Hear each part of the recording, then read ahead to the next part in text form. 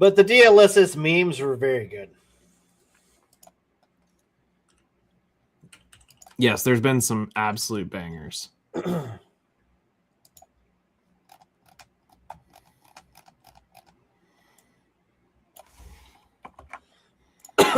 in, everybody. Take two. Take two. Welcome in, everybody, to Intelligent Aces Podcast, episode number 108.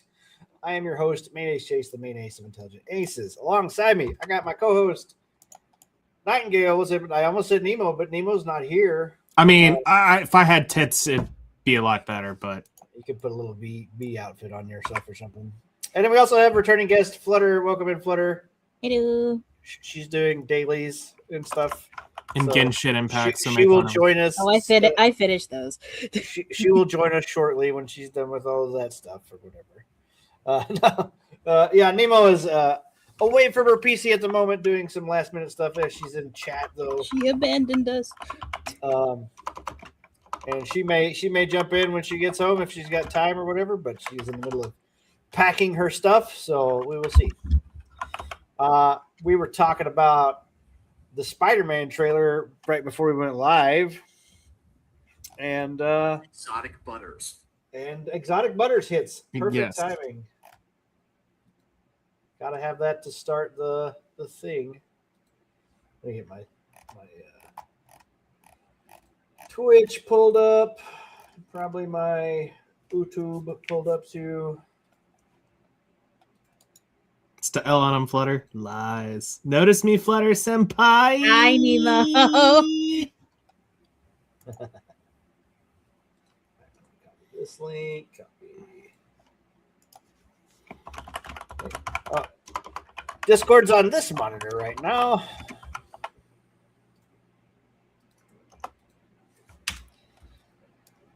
All righty.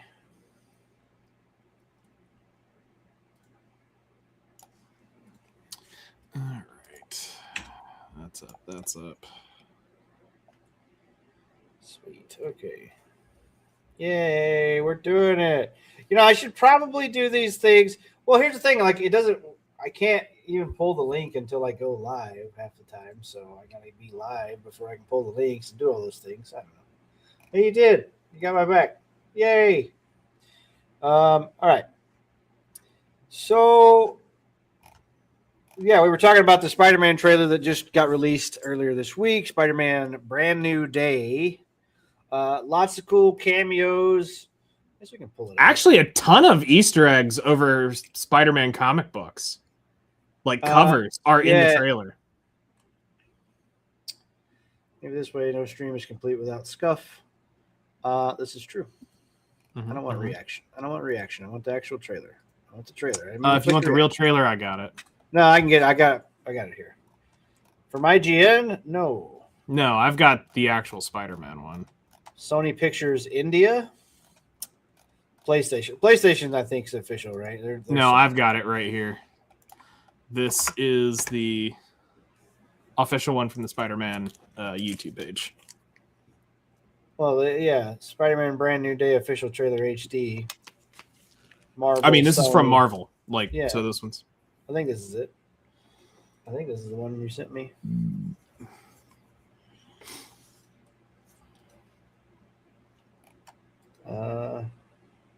Yeah, that was the one I was looking at. All right, hang on. Okay. Wait, pause. Shush, stop. I haven't even shared the screen yet. Wait. Come, Veltete. Contain the calamity that is your memories. The calamity, what? Titties. Claim the calamity, or calm the calamity that is your memories. Yes.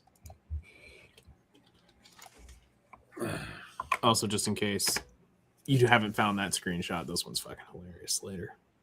Okay. It's excited for you to judge it. Oh, that's true. All right. I don't know. We may get hit for copyright, but it's whatever. I don't care. MJ, Are we full screen? pretend like you're Yeah. not the happiest you've ever been in your entire life. I guess as I'm sharing the screen, it doesn't go full I screen. I knew it. So I heard that they may do a Gwen Stacy or the real MJ was supposed to show up in this game. That was a rumor, right? Like the Mhm. real Mary Jane, not this Michelle Hi, Jackson. my or name whatever is her Peter name is. Parker. Yeah. You don't remember me, but we used to know each other. Something bad. Dude's was gonna aged a happen, bunch of and years. The only way to stop it was to make everyone. I will say it was funny that watching the J. Jonah Jameson tweets or whatever. Oh my god, it's freaking great. Holy shit! Yeah, the JJJ stuff was very good on it because they were. They made it I funny. can't believe they gave this vigilante the key to the city. Forget Yep. about me. Because I'm not just Peter Parker.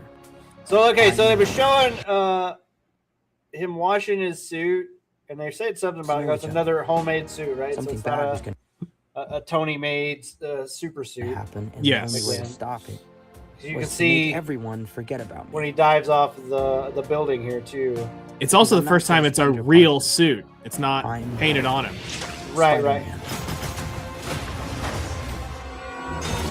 The hell, Frank? You just hit me with a van! All right, so we got John Barenthal as the Punisher returning to Marvel, which I thought. So I think he's supposed to be back in the Daredevil thing as well. Right? Yes, he is.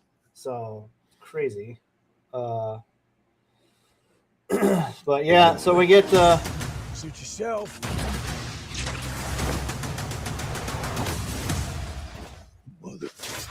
Go home! it's pretty good that they're bringing like the rated R version of Castle from the Netflix, but they're definitely literally putting the muzzle on him. Yep. So that's great. I like that. And sometimes Spider-Man has to do the hard thing, even if it breaks Peter Parker's heart. Okay, is this supposed to be Flash? Because I remember Flash Thompson was Indian in this. No, that was the dipshit roommate or the dipshit classmate. Flash. He was Flash Thompson. Was that who it was? Yeah, I don't yeah. remember his name. In The Indian guy that was also in the first Mathletes three. or whatever. But yeah, he was Flash Thompson. Okay, I didn't remember his name. It's This- been so long it's- since I've It's seen a different the- actor. I'm pretty sure this is a different actor, but I'm wondering if this is supposed to be Flash. Maybe. What is happening to me? Okay, so the mutating spider arc, man spider arc. Right? Yep. Which I think they're trying to touch on that, but I don't know if he actually goes full into the man spider arc. Oh God! They don't have his web shooters, but wait, Yes, he does. yeah. So we got the natural web shooters. Excuse me, Doctor. Now, that frame right there, somebody's pointing out that that's actually him with the Fantastic Four. Is what they're assuming. When it goes I can to see the background. I can see the background fan because, well, you know, and the thing about it is like in the comic books, in certain runs, like him and Johnny Storm are really, really good friends. They're like best friends. Yep. So he actually hangs out with the Fantastic Four quite a bit in different runs of the comics. Now we haven't ever seen that in MCU or any of the other like. And this is where I was saying, fresh stuff. this was why I was curious about Banner, is if this ends up being them, I wonder why he's going to Banner, unless they don't know and they're saying maybe you need to talk to this guy named What Bruce Banner. What do you think about this suit that's got the wrinkles and stuff in it? Like, how are Okay, you feeling about this Okay, suit? okay. All right.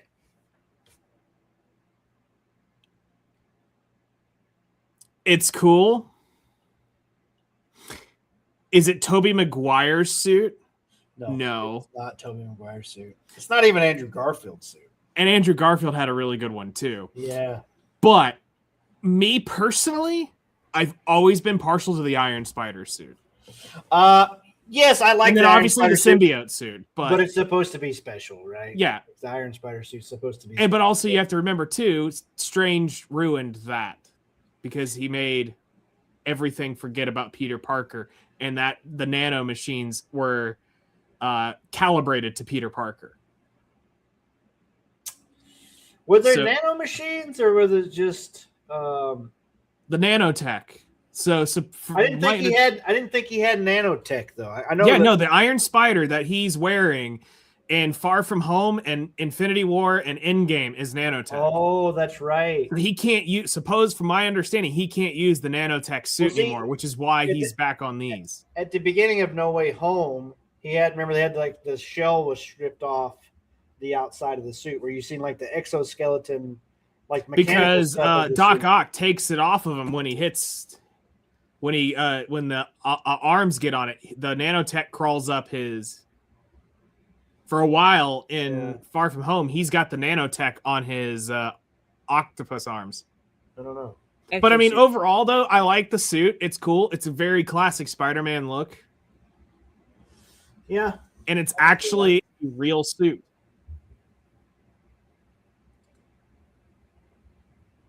Yeah. Sorry, What about you? Double checking some stuff. I don't know. Like I said, this it looks a little frumpy here, honestly. If that makes any sense, you know, you can see like some of the folds and stuff, so it looks a little costume shop costume. If that makes any sense. And that's Nintendo. I don't hate. But like this frame right, go back. It was that medical frame. Yeah. It confirms that he's got the biological. Oh, the web shooters? Yes. But I can see the background being what could be. But this could also be like Avengers Tower kind of thing too, where Banner actually like scans him or whatever. Yeah. You know. But yeah, somewhere on here. So it shows he's wearing the mechanical ones. Well, there is in one of the frame, like in one of the things, if you look at it, it confirms that he's got the organic, the web in him. I don't. Excuse me, Dr. Banner. I need your help. What did you say your name was? If DNA is mutating, it would be enormously dangerous. Spider. What's up? She is in chat. She's out away from. She's her with PC us in right spirit. Now. Yeah, she's just away from her PC at the moment. So we may get a cameo from our phone. When between cycles, it can leave the spider vulnerable to threats. Okay, so so what is this ghost thing? Shit, I've seen him talked about. I'm trying to think of his name. But there's it can leave the spider vulnerable. I'm trying to think of what his name is. Because I saw this leak a long time ago. To threats. We are faced with a danger. Well, yeah, there's some kind of ghost. One we can't even see. Stay out of my. So there's Foz from Far Cry 3. This guy that's playing Scorpion. Mm-hmm. Same actor. Yep. Yeah, he's first. He's going to get the blackouts and the organics when The Man Spider. My timeline of the mutation. Yeah. But now the next couple frames are all going to be in this are all comic book cover references. So we're talking about Man Spider though. But he goes through. Well, I don't know. It depends. Like I remember the run that I remember most. He goes through the Man Spider arc, but when he comes back, he doesn't keep the organic stuff. He goes back to his regular mechanical web shooters. Like he basically stops the mutation and goes back to normal after the arc that I'm familiar with. Maybe he goes to organic, like an actual evolution. I don't know, but I think that's kind of what it is. And I've heard somebody say that basically Parker will die in this, and then his body will cocoon, and then when he'll die as the Man Spider, he'll cocoon, and then when he comes back, he's the new version of Peter Parker.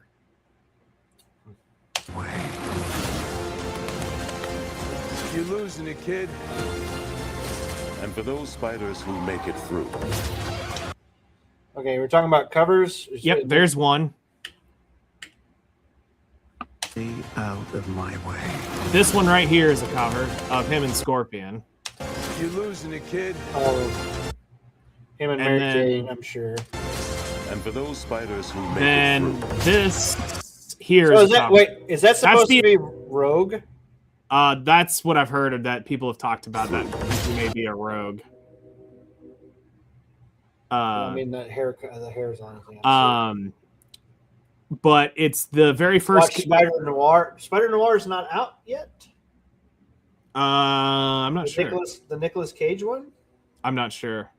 I don't know if it's out yet. We do need to watch it. I do want to watch it. This is the cover for. There's another one. Here's another cover. Yeah, Shocker. That's Shocker, right? No, that is Leaper. Is this Leaper?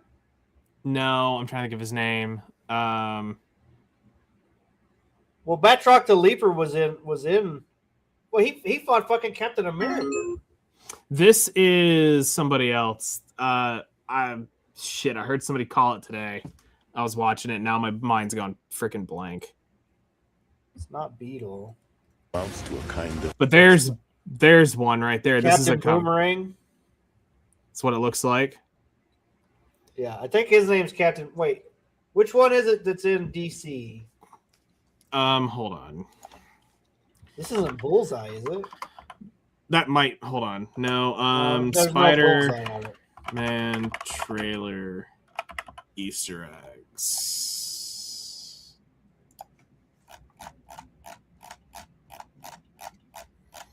All right.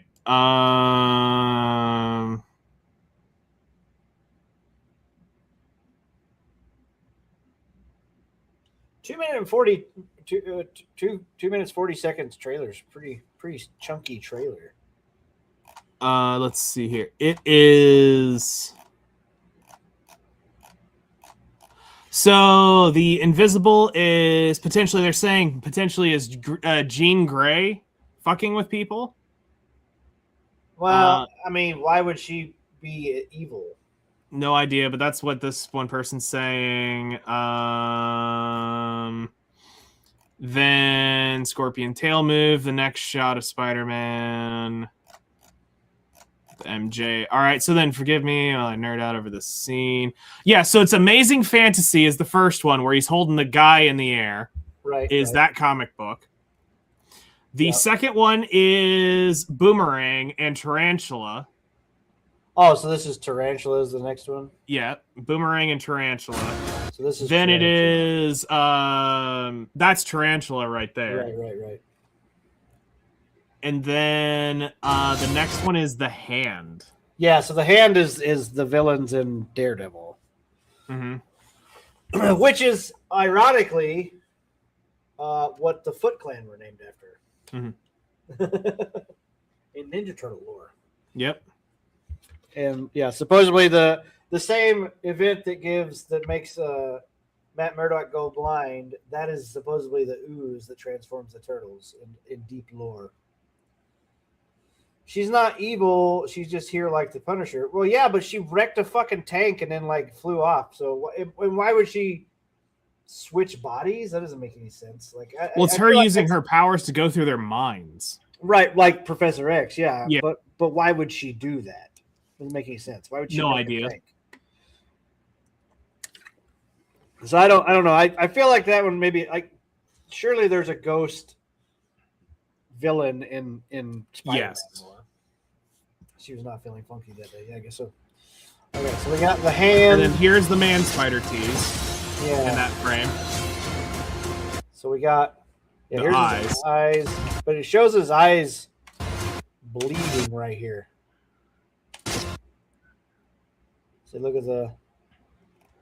Maybe he got scratched. Maybe it's just Yeah. Now this frame here, somebody's saying that this looks oddly edited, just like the team up shot of from Far From Home. Oh, Because of how they're jumping, that there's more than one here.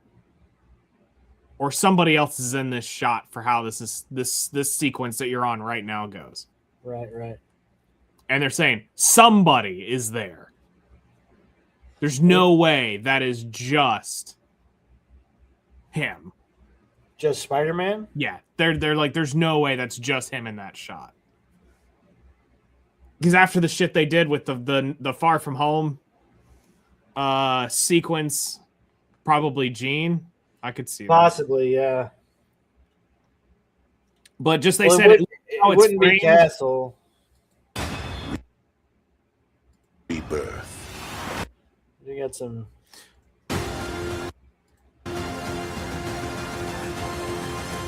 Nice flowers.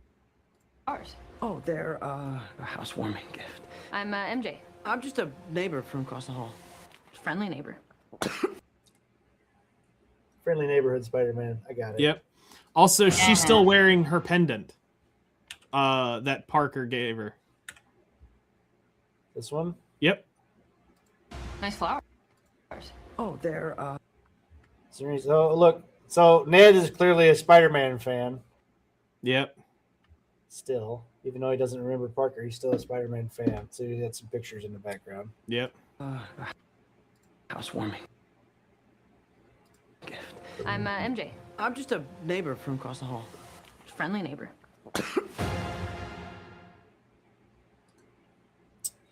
All right, so there we go. Spider-Man Brand New Day, July 31st.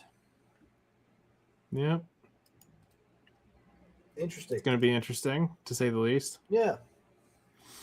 I have to say, out of all the shit so far I've seen, I'm more excited for this than any movie that's come out in the last several years. I think probably because it's just Spider-Man. And it's just like one of those feel-good Marvel characters that you just enjoy. And it doesn't matter if it's bad, good. But like, I'm not even nearly as hyped for Doomsday or Secret Wars nearly as I would be, like, I should be, I should say. Right. Like, this is just like, yeah, I would like to see this just because I want to see a new, I want to see Spider-Man done a little more adult. So I think it's there. Yeah, I can kind of see that. I think they definitely, he's a comfort character. Tom Holland becoming the third saddest Spider-Man. Yeah, it's true.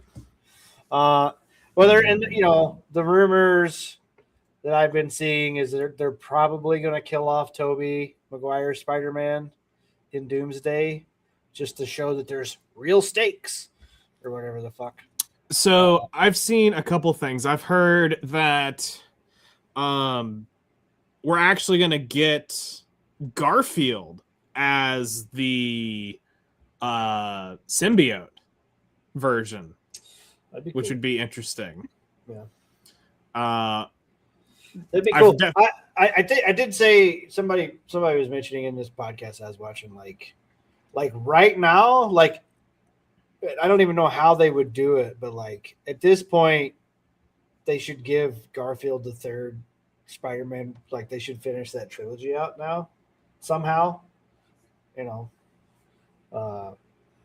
think I think he would be more relatable character than Tobey. Even though he's like the fan favorite. Well, he's the fan favorite, but he's not the most. I mean, like that's been 20-something years ago. Yeah, you know what I mean. Like so. But if you go ask most people, which is the crazy thing, who's your favorite Spider-Man? Most are going to say Tobey. Yeah, like there's definitely a good Andrew crowd, and there's definitely a good Tom Holland. But I think it's because we grew up with Tobey is probably why.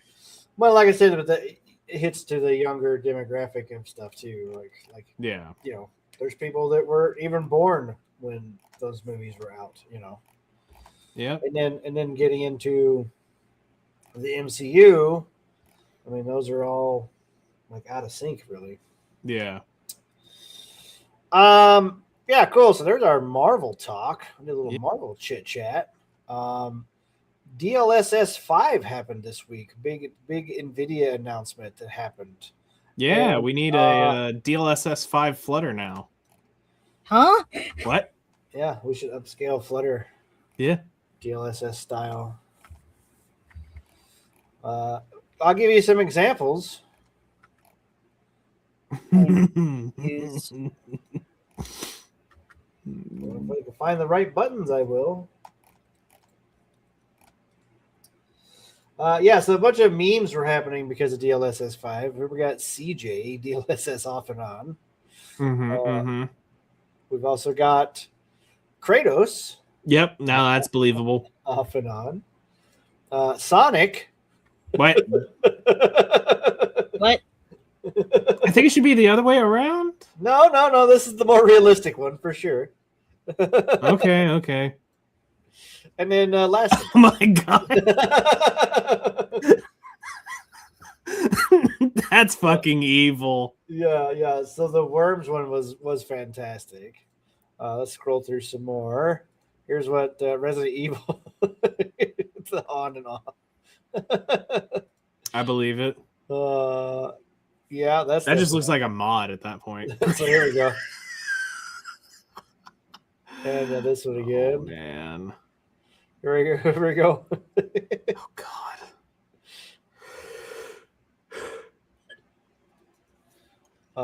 I think they're gonna end up walking this back.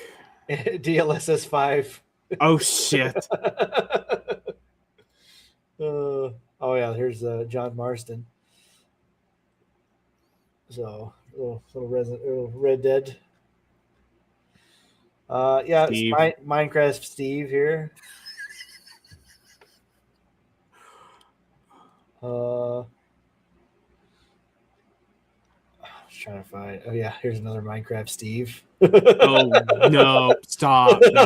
No! That looks cursed as fuck, bro. Oh my god! This is like some Flutterdash curse shit that would be sent. Oh, what the fuck is this? I don't know what I'm scrolling into. This is what the fuck.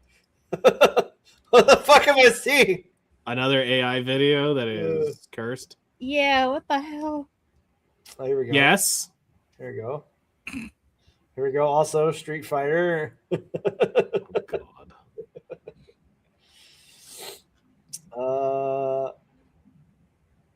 What? Huh? I'm guessing this is the voice actress, maybe. Well, that's what's her name? Rebecca. That's Rebecca Ford. Who's that? The lead of Warframe. Oh, okay. And she also voices what's her face? Lotus. Yeah, so that's Lotus there, so.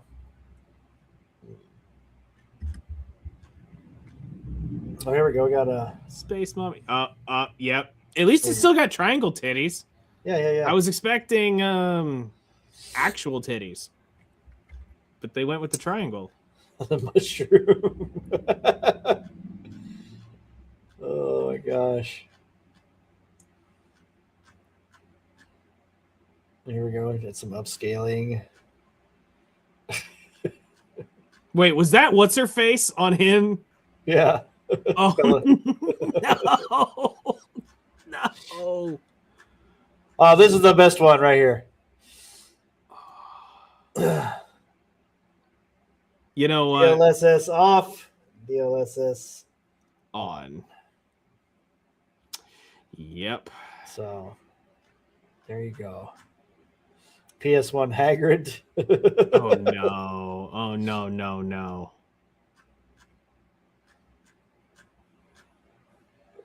Ouch. Yeah. Fucking made it blurry. I don't say the worms one. Yeah, basically the worms DLC or whatever. It was like an actual worm holding a bazooka. Yeah. I sent you one with a screenshot, but then on the other screenshot, it's showing how disliked that video ended up being. Yeah, super. It's gotten like seriously ratioed. Like, yeah, so okay. So I had this discussion last night on Discord channels and chats and stuff about the DLSS 5 things. Well, it's funny to meme about the actual video of it. I guess we can watch it. I guess I can pull that up. Pull up. Make sure to give it a dislike. Yeah, go ahead and hit the dislike button. NVIDIA. Come on, fuck you. Load stupid goddamn pages. NVIDIA GeForce, 1.7 million views. All right, so here we go. Normal game. Awful. I don't like it. I don't like it in this. You're scaring it, Maine. That's true. I guess. Well, okay. Hang on. Go back. Was this thing? Yeah. So the fucking shit's all fluttery in the background as well. And this looks. I'm gonna be honest. This looks like a bad still shot from that game. I've seen other stills from this game, and it looked way better than this. Yeah, we want native cards. Okay, so I have a couple thoughts about this. For one, the first one is if they're going to be able to make upscale, basically the low performance mode to look like it's fucking premium graphics, right? Mm-hmm. And they can do that locally through an AI program or whatever. That's the upscale. So basically, what I'm saying is like a potato PC can play the top end games and make them look good and run good, and that's the ultimate dream.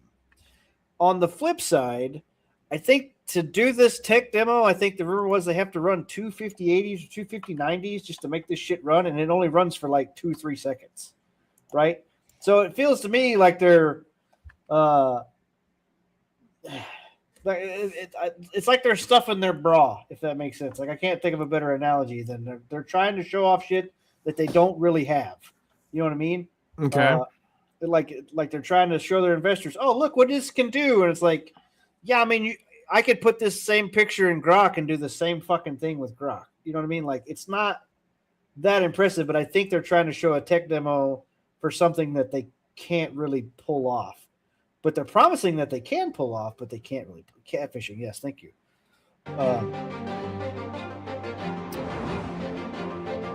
Does it look bad? No, it doesn't look bad in a way. I do have, it does hit the Uncanny Valley thing a little bit.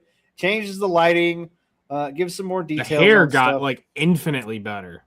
Yeah, and the skin looks better. So he said, Jensen says that this is like, he says this isn't like just a filter being put over. He says this is changing it at the core level of the game. Right. Which I have some thoughts about that too. All right, so here we go. We got, and you see how it stutters a little bit? It still has some of that AI motion jank to it. It moves, but it's just ever so slightly kind of. All right. So this also looks good. I think it fucked his peach fuzz up. I think it looks worse. But the eyes and stuff look good. I mean, the lighting on it's incredible. Yeah, I think Leon looks better than the chick did.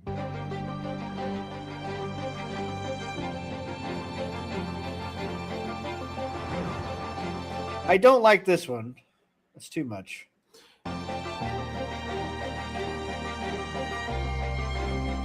Okay, so this is also what was brought up. Like, this is supposed to be the high school kid, and it makes him look like he's 40 or whatever.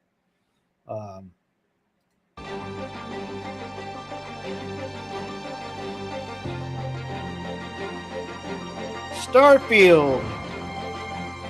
She looks even more insufferable. So, mission success, I suppose.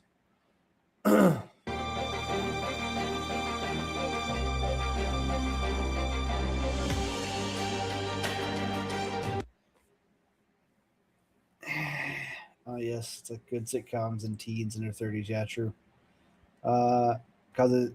Causes frame generation as well. Yeah. Well, basically, what they're trying to do is make it run just generate the shit in real time, I guess. I don't hate that. I hate this.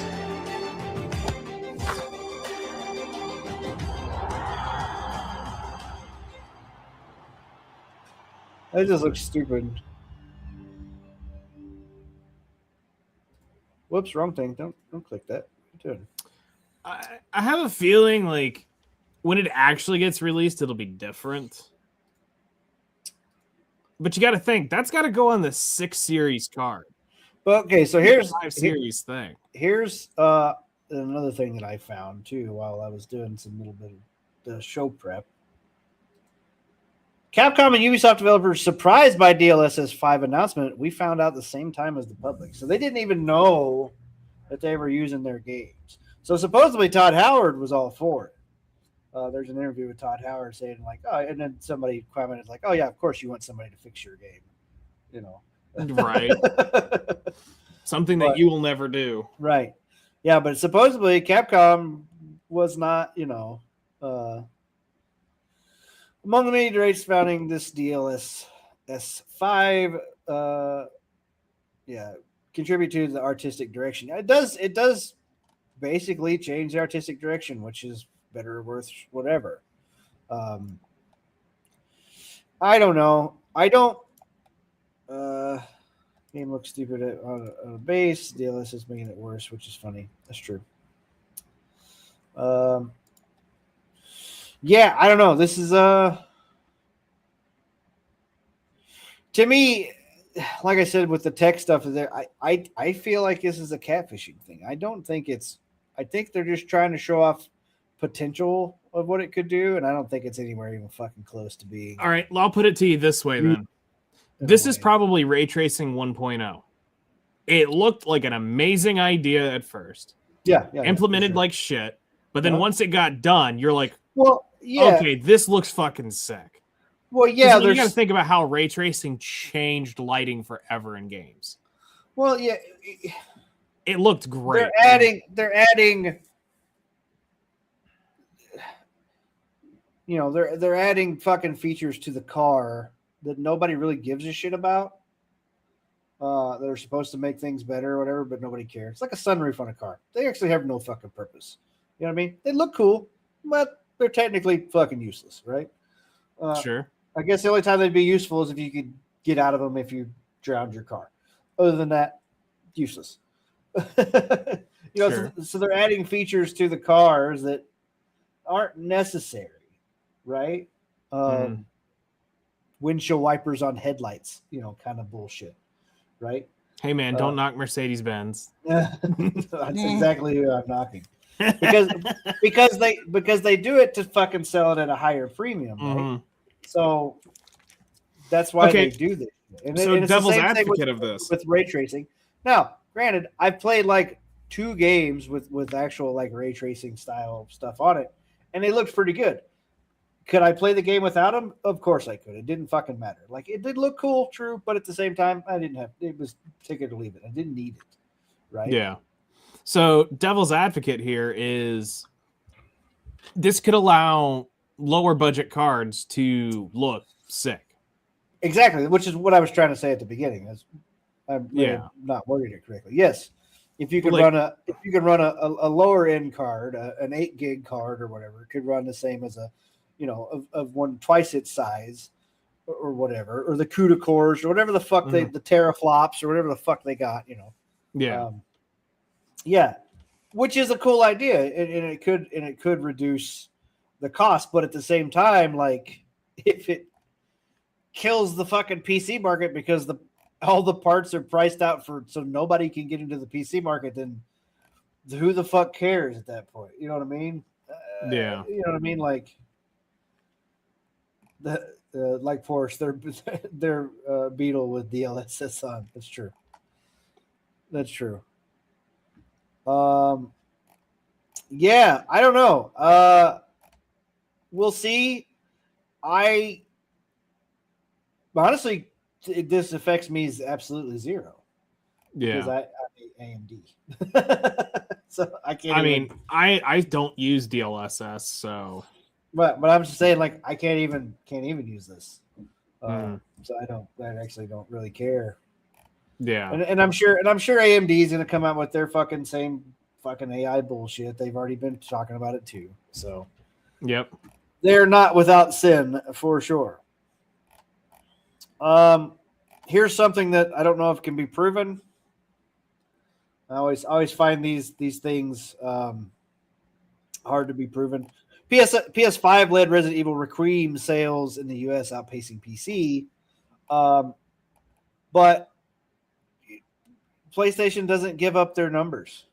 So, and this is from Piscatella and Circana, which I don't trust Circana either.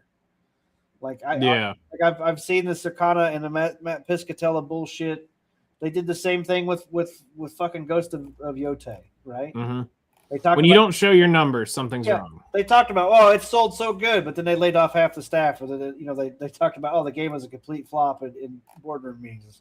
So to me, and it's the same with Nintendo. It's the same with all these companies at this point. Like I used to believe them. Oh, they sold so many consoles. This game sold so many units. But like when you had fucking Assassin's Creed Shadows saying 4 million people played our game, can you prove that? Nope, just happened. Well, how many did you sell? 4 million people played it. Are you sure about that? Just trust us, bro. This is totally the correct number. Trust us, bro. So honestly, like I said, they could say it sold a gajillion fucking copies. It sold infinite copies. They've made gajillions of dollars off of this game, and you can't fucking prove it. So I don't know. I take all this with a grain of salt. Saying 54% of sales in PS5 and 50-50, but like where there's two places you can play this game, PC and PS5. That's fucking it. Nobody's got an Xbox. Nobody gives a shit, right? So if it's gonna sell and it's sold a bunch of copies, it's gonna be sold on two different places, PS5 and PC. So I just think that it's very weird. Yep. Wait, what? I just saw this on the side. PS3 receives a surprise system update 4.93 with performance and Blu-ray improvements. Before Grand Theft Auto 6. Yeah, true. So many things are happening before Grand Theft Auto 6. Right. So I don't know. Like I said, take this with a grain of salt. I don't know. I don't trust any of these people anymore, man. I'm just a fucking black-pilled cynic at this point. I don't believe you. I don't believe you. All right, let's see. Do we want to talk about this happy story before we get into other things? Sure. All right, so this was posted in by Nemo, contributed this gem.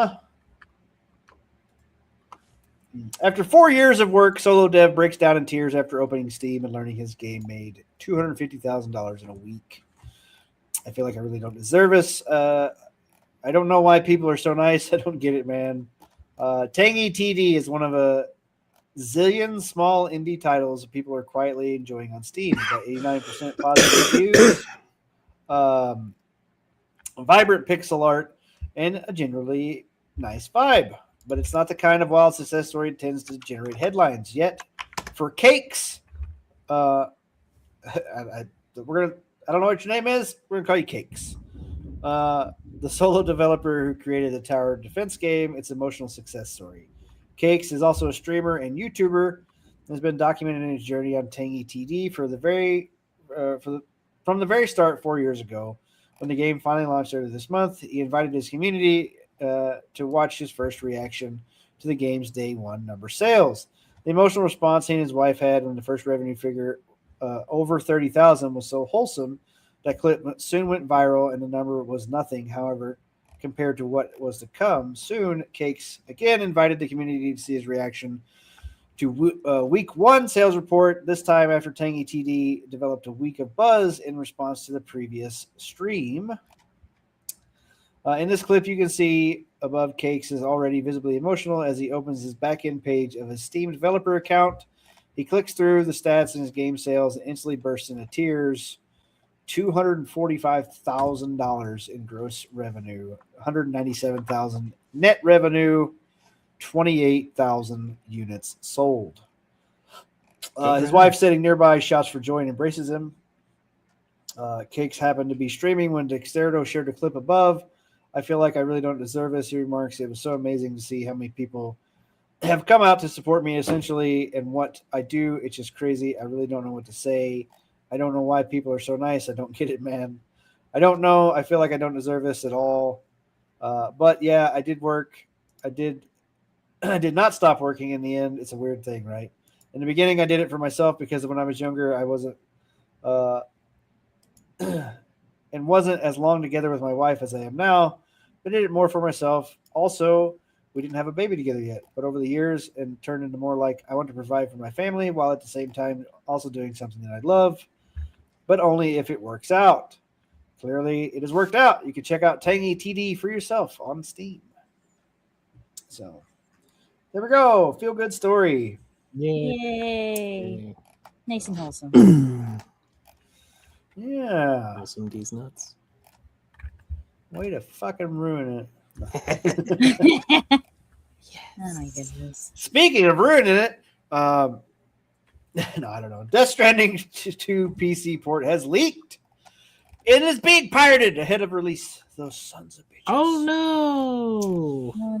The upcoming release of PC version of Sony Interactive Entertainment Kojima production action adventure game Death Stranding 2 on a beach. Yeah, that's a long fucking title, bro. I don't know. Like, you got to say it like this, too. Sony Interactive Entertainment and Kojima production action adventure game Death Stranding 2 on the beach. That's its full title. It's like a fucking Japanese fucking manga light novel title and shit. Yeah, so it got leaked, and then you can download it if you're sailing the high seas, I guess, or you can just wait for it, or not play it like most people did. I know the game looked cool, but at the same time, it's all right, bro. Let me let me recap some things that happened to me in the last couple of weeks. So I bought Metal Gear Solid Delta, the Metal Gear Solid 3 upscale remake that Konami did. It's on sale. I wanted to buy it. I saw the trailers, loved it. I was like, I had never played that game. I wanted to play it. I immediately remembered why I didn't hate the game, but at the same time, I was like, I'm not in the same headspace as I was 12, 15 years ago when I was playing Kojima games. Because there is a lot of fucking cutscenes in these goddamn games. I don't know if you know this shit. There's a lot, bro. Like, literally, you play for 2 minutes, and then it's a fucking 20-minute conversation on Codex. And I'm like, I just want to shoot people. I don't want to have to talk about whatever the fuck it is you're talking about some fucking shadow government bullshit, the fucking stories that you made up, bro. Like, oh my God, did they fucking go on and on and on and on and on and on. Literally, final boss fight comes up. Finally get to the final boss, which I'm very frustrated through the whole fucking game anyway. Because so they give you the option to do classic, like classic view with upscaled textures and stuff. But it's like that top-down view. Or you could do modern. But what they don't change is that in modern, you still move like it's top down, except you're just with a different camera angle, more or less. Like it doesn't actually change. You're still slow as fuck, and maybe from the top, from the top down angle, it doesn't look as bad. But in this one, you're like, oh, I've been spotted. Let me sprint to the corner so I can go hide. Oh, I can't sprint. There's not a sprint button, right? Or some dumb shit like that. There's a lot of that stuff that goes on. There was a lot of frustrating things that happened. I made my way through it. I was very aggravated at several points in time in the game where I just fucking rage quit. And then get to the final boss. She goes on a 35-minute fucking diatribe before you fight her. I don't know. I couldn't tell you what it's about. I was looking at my phone. Honestly, I had zero fucking. My attention span was gone. I don't know. She was talking about something about abortions and stuff. I don't know. Like it went on, and I was like, okay, cool. Let me fight you now. Right. Yeah, and then it ended. It also took 45 minutes to end because the final credit scene. And I genuinely thought too, because they announced at that one thing that they were going to be bringing Metal Gear Solid 4 to PC finally, which I haven't played because it was locked on the PS3. You couldn't play it on anywhere but the PS3. Mm-hmm. And I was like, cool, I really enjoyed that game 20 years ago or whatever the fuck it was. I think it was like 2009 or some shit when that game came out, 2010. Something like that. So 15 plus years ago, I really enjoyed it. And then I thought about how the fucking long-winded Kojima and all of his bullshit was, and I was like, I don't know if I want to play that game now. Right. They said we read a thing here the other day saying that the final cutscene in that game was 78 minutes long. Jeez. That's wild. Yeah. Yeah, it's a straight up movie at the end. There's a wedding and everything. So, yeah, we'll see what happens. But knowing that now, I'm looking at these games going, I don't know if I want to play a Kojima game. I don't know. Right. So Death Stranding 2 got pirated. Anyway, next. All right. So I saw this and was curious because Pal World 1.0 is still top secret. I'm actually confused by this because it sounds just like they're. Anyway, Pal World is going to be the survival crafting game everyone always wanted, and people will be shocked at how big 1.0 is, says Pocket Bear Publishing lead. Like, I thought it was already out. I'm going to be honest with you. It's in early access, technically. Yeah, okay. Once Pal World 1.0 comes out later this year, the game's publishing lead hopes it will be the survival and crafting game everyone always wanted.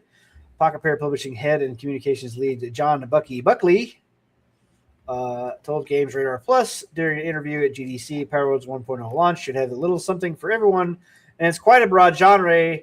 Survival crafting is very unique. It's a very Steam genre. Okay. For all of its woes and highs, there's so many incredible surviving crafting games.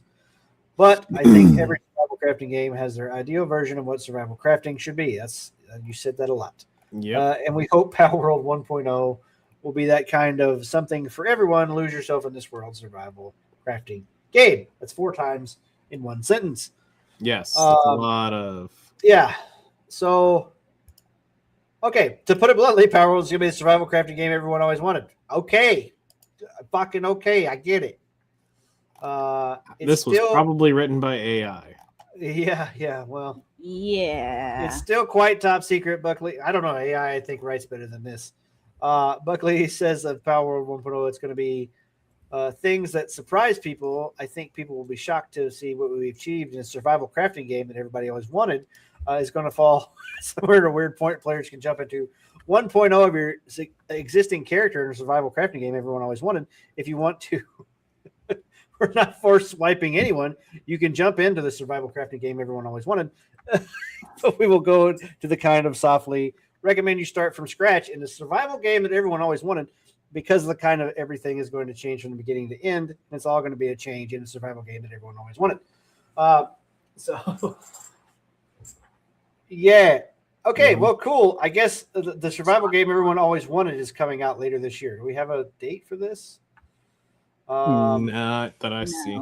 No. Are you excited for 1.0? I didn't know we weren't out of early access still. I honestly thought they did 1.0 last year. No, I'm looking at it right I actually play the damn game. Yeah, well, I've got 60 plus hours in the game or something. It says leaving early access 2026. Interesting. It's on sale right now for 22. Out of early access when they finally added cross compatibility, so now any two or more players on different platforms can now play. I had 91 hours in this game. I have a couple hundred. They did about 0.7.2. Okay, I guess they did a 1 year thing or whatever. Power World's Home Sweet Home update arrives December 17th, so that's out. Yeah, that was the like decorations and shit. Yeah. You can also get a Depresso Espresso. Yeah, Depresso is like one of everyone's favorites, and the devs very much know that. Yeah, so Pikmon's got pulled down. Mm-hmm. Logically. Yeah. There was no way with Link and Charizard and Pikachu and all that shit Yeah. that was gonna make it like that. Yeah, that was funny. All right, let me bring this up too. So we were talking about Jeff Kaplan earlier as well. Former Overwatch lead claims he was given a horrid ultimatum: meet revenue goals or 1,000 developers would lose jobs. This is what he was talking about. I guess Blizzard gave him ultimatums when they were making Overwatch, so they had to be scummy, I guess, or whatever the fuck. Do we believe it? I don't. Jeff Kaplan is a scummy person. There we go. Okay. I don't know. I'm not an Overwatch guy. I don't know. I used to be a hardcore Overwatch girly. Yeah, so supposedly, okay. Yeah. Kaplan described me as a situation, the biggest fuck you moment I've ever had in my career, and broke with both Kaplan personally. The exact figure of these revenue targets was redacted due to the confidentiality agreement between Kaplan. I guess it's still in effect, which you can't give sales numbers of a game that's been out for fucking 10 plus years or whatever. I don't know. For some reason, yeah, the NDAs on this is weird. Like he does this interview with this on this podcast or whatever. He actually, I guess he says them, but they actually just bleeps the numbers out, which is weird to me. But supposedly he had to hit like certain sales goals or whatever. But then the same scummy sumbitch goes on to do another interview when he asked about like people giving their thoughts on Marathon and all these other games, where he says, "Well, if you haven't played the game, fuck you. You don't. Your opinion doesn't matter or whatever." Yeah. And then pretty much everybody's like, "Well, all the bad feelings we you know, all the feelings we had for you, they're gone. Fuck you. You sumbitch." Not to mention, the people in charge of Overwatch at Blizzard are making the worst possible decisions. The only good decisions that they made is when they made that legacy event. It's like, oh, play Overwatch as it was in 2016. And, like, that brought the popularity back for a bit. And then they're like, oh, it's going away now. And it's like, and you watch your viewer count drop and you wonder why it's happening. I think you could remove Blizzard from that statement you just made and put in any fucking studio publisher in there, and it's the exact same thing. Yes. You know what I mean? Like, I just think they're all scumbags. I really do. I get into the argument all the time with other people, and I'm like, yeah, I said, I don't know what they're thinking. He's like, well, they probably got people smarter than you. It's like, yeah, maybe, but they're making real dumb fucking decisions if they're smarter than me, because I can't see why losing money is a fucking good idea. You know what I mean? Like, if the general consensus of players says this is a bad thing, and then they go, well, we don't want to listen to fucking bad feedback because it's bad feedback. Well, then fuck you when your shit doesn't fucking succeed either. How about that? You know what I mean? Like, you say, I am literally spoiled for choice when it comes to video games at this point. I do not have to give your game any fucking attention. I don't. I talk about it to make fun of it because it's what I do. I'm on a podcast talking about shit. Okay, that's what I do. I talk about shit.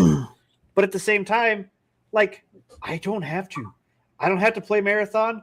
I'm not getting into an argument or whatever. Like, I played it. It didn't feel good to me. It didn't feel finished to me. But you telling me that I have to put in more hours of the game to get my opinion on it, Well, fuck you. It wasn't fun. I don't care. Like, if it was free again, yeah, I would try it again if it was free again. You know, Just to give it another actually, shot. I heard something really interesting about Marathon this week from Ninja. I heard that too. Where he talked about he says it's just not fun to watch. There was actually some numbers saying that it's falling off more as well. Well, yeah, but like I found it interesting because he put it in perspective. He says from a content creation standpoint, he says the game visually is not fun to watch. Where he says that's why Arc Raiders does better on streams. It's because it visually looks more fun to watch. Well, that's why I said I think if this would have been a single player game, I think the aesthetic was honestly, it's bad. It's a bad aesthetic. Some people can like it. Some people can justify liking it or whatever. I personally think it's vomit on the screen. Like it is not, appealing for me to look at. Yep. Not that if I had a game that I really liked, that I really enjoyed, but had that same art style in it, like I would push past it. It's fine. Like it's not a fucking deal breaker to me at the same time. You know what I mean? Like it's not. If it was fun and all my buddies were playing it or whatever, the art style I could fucking look past. That's not a huge issue. So the 24-hour peak is 51,731 currently in game 45,328 playing Marathon. Anyone else starting to get worried about the decreasing player count? It's been going down every day with no sign of stopping. The game hasn't been out for 2 weeks. It's lost over 40% of what the player base already. People outside of NA are already complaining about not being able to find games. Then what is going to happen when they want to add ranked or split people up even more? I know the subs likes to bury their heads in the sand, but this is not sustainable. Do you think the game will go free to play soon? And then somebody else posted they are going to drop hard after the first wipe. Mm-hmm. So, yeah, pretty stable above 50K peaks. I don't know what you're talking about. See, here's another person. 11 hour. It's pretty stable above 50K peaks. I don't know. It's weird that people think that 50K count on Steam or whatever the platform is given a moment is all the players are on at the same time. People will even join. Okay, so here's we got copium going on here. It's on a pretty stable downward trend, only interrupted by 3 days where it went up, looking like a record low again today. It's not really on a downward turn at all. It's not really downward at all in a way that is unhealthy. You know what I mean? Like these people, like this is Reddit. They're just this is straight fucking copium. That shows the line graph. Yeah. The numbers just don't fucking lie. What I mean, I'm saying, like these people are it's just fucking copium, bro. Like it's just they are. Yeah, steady downward, and like I said, here's the thing: they needed 10 million sales to fucking break even on a $250 million game. They needed 7 to 10 million. I think they said they've hit 1 million. Maybe that's the rumor that they've hit 1 million in sales, and that's probably plausible. But that's 6 million shy of fucking break, $250 million game. And you're not even profitable yet. At 40, yeah. Well, yeah. Well, I did the numbers at 100 million. I said they had to sell 5 million to be profitable. Right? Yeah. What was my fucking calculator right here? So at $40 times 5 million. Flutter, what the fuck are you doing over there? I was messing with the feed on my microphone. Gotcha. So at $40 at 5 million is $200 million. Yeah.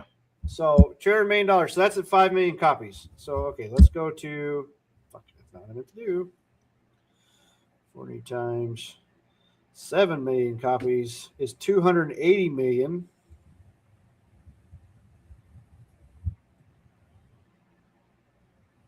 Now, here's the thing that you also aren't accounting for. No, 320 million at 8 million copies sold. So at let's just say if the rumor is 250 million, well, they got to hit 500 million to be profitable. Technically, they got to at least do a double of what the game. You know what I mean? Like, this is something else you got to consider too when you're looking at that price. They're losing some money on Steam because of the royalty share.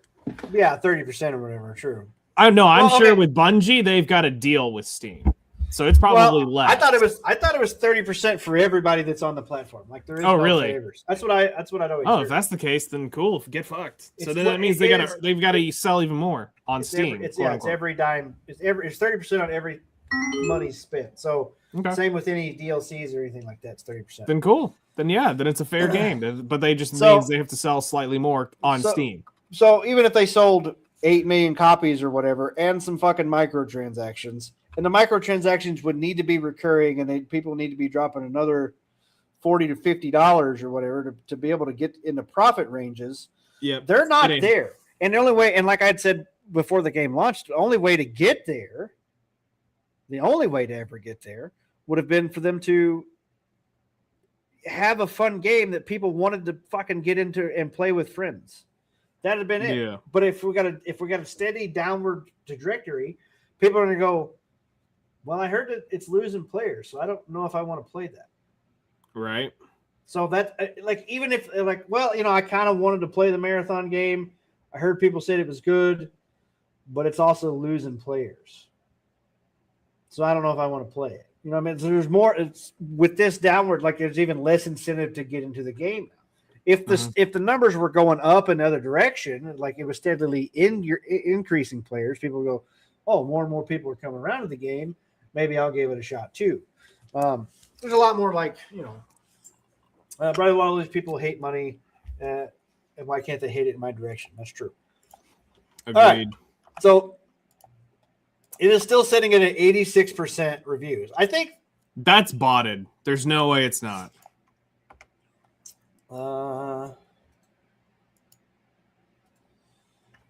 There is no way that some of those reviews aren't botted.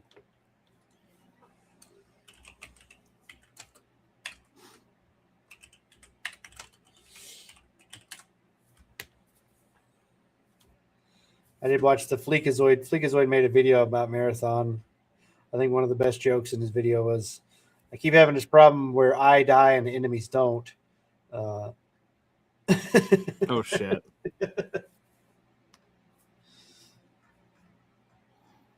All right, I'm trying to see reviews. Can see reviews. Very positive. Very positive. I like it a lot. Casual weekend dad gamer here. Enjoy it thus far. Very balanced and responsive gunplay. Quite challenging with bots and other players' fights feel fair. 9 hours on record. 49 hours. Review from someone who's played a lot of Arc Raiders and a lot of Hunt Showdown. 50 hours on record. If you like PvP, this game is for you. If you don't like the shopping simulator Care Bear Hugbox gameplay of other big name extraction shooters. That's a lot of buzzwords. Mm-hmm. Currently on the market, then this is a game for you. If you like sci-fi setting with Eldritch horror and corporate overlords, I never got to the corporate Eldritch horror. If you like the AI dynamically patrols and is actually a significant threat to you, and this game is out for you, but fun, weird gimmicks and future aesthetic, this game is for you. Okay. Good game to start, but now time gated. Okay. Good game to start, but now with time gated content for the chuds, this game has lived its peak. Just another game ruined by people that have no idea what or how games work. Posted today. 66 hours on records. Dislike. Marathon is fast and deliberate, and his intent gunplay remains tight and sprinkles of cosmic horror blended in exquisitely. Please, Bungie, don't screw the pooch on this one. 12 hours on record. All right, here goes. Marathon is great. Generally, I can't like. I'm glad people are enjoying the game. I don't want to sit here and just dog shit on it or whatever. Refunded game is garbage. 0.07 hours. Like, I don't really trust that either. Every time it launched, it crashed within 2 minutes with the Weasel network error. Okay, so if it crashes, then that's shit. I don't like. That sucks. Yeah. Yeah, so I don't know. We'll see, but it is on a steady downward spiral. Where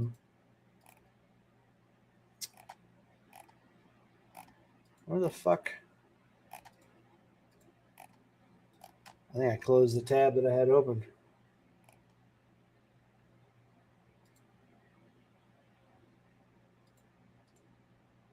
Shit. I had that article open.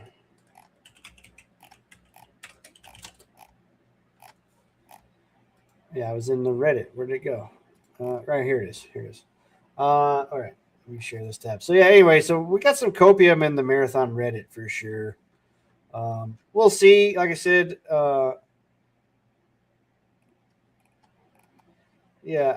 it's not really stable, is losing players every day at the moment, which, of course, is a bad thing on an already bad thing. It's very stable for the genre with a peak variance of 1,000 players or so.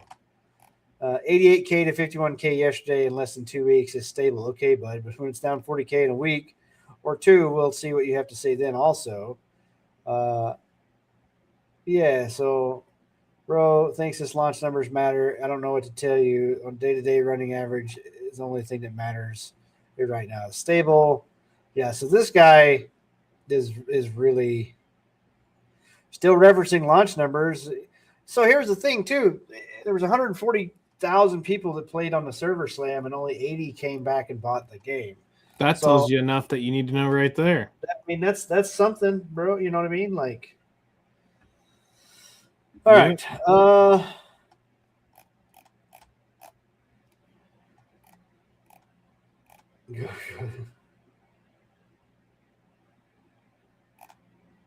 Yeah, it's clueless. Steam probably barely accounts for a third of total players. This was saying that Steam is where most of the players are playing. Yeah, so there's a lot of people that are fucking coping super duper hard for it, and that's what I see on this Marathon Reddit that pops up every now and then. It's like, yeah, they are some fucking coping people. They are cope addicts, bro.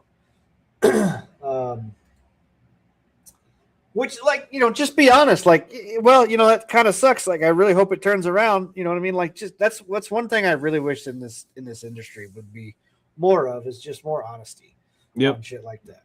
You know what I mean? Instead, they're trying to come out and say, well, you know, they're trying to prove people wrong or whatever. It's like, I'm just noticing patterns. You can be mad at that the patterns that I'm noticing don't go against your fucking, you know, viewpoints or whatever. Right. That's totally fine. You can totally do that.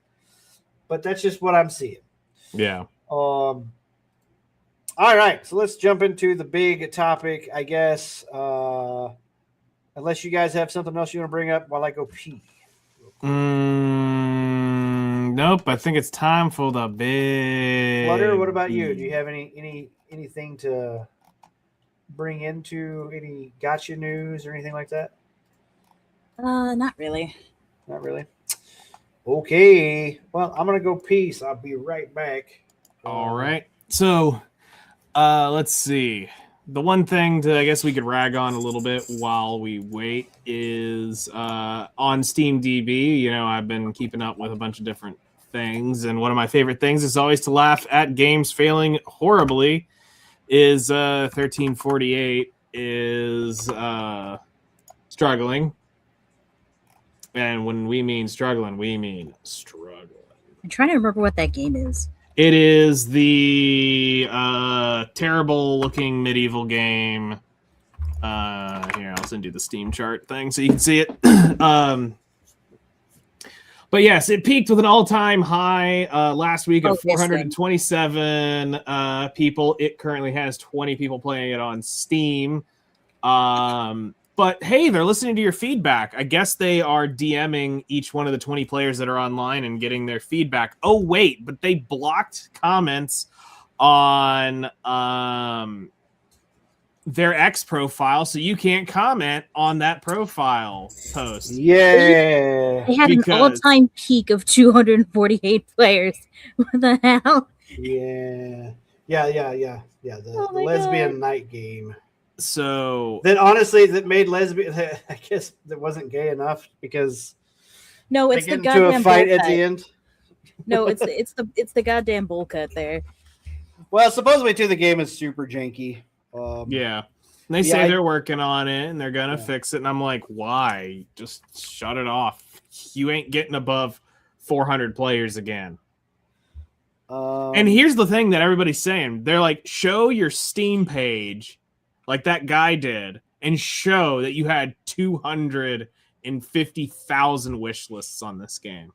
Because they said the math doesn't math. If you had 250,000 wish lists and at all-time peak, you only had 427 people playing, your return on investment is shit. Right. Where's that conversion ratio? Right. Well, it's like less than 1%, right? It is much less than 1%. 1/10? 1/10 of a So if you had 250,000, 10% would be 25,000. So it means 2,500 would be 1%. So you are down in the 0.005%? Well, 2,500, right? No, it's lower than that. 250,000 times 0.0002. That's 50 players. So that's currently where they're at. So they're at 1/10,000th of their wish list. Well, I currently mean, playing right now, sold or whatever, But currently on is 1/10,000th. Yeah. I was saying like what's sold through, which is still. Yeah, I would say 0.004. Right. That's terrible. Like, don't be proud of that. And keep in mind, they went shit talking for no reason. Oh yeah, the other thing I wanted to talk Live in about. a glass house. Almost forgot about talking about before we got into that. Where is it? Hold on.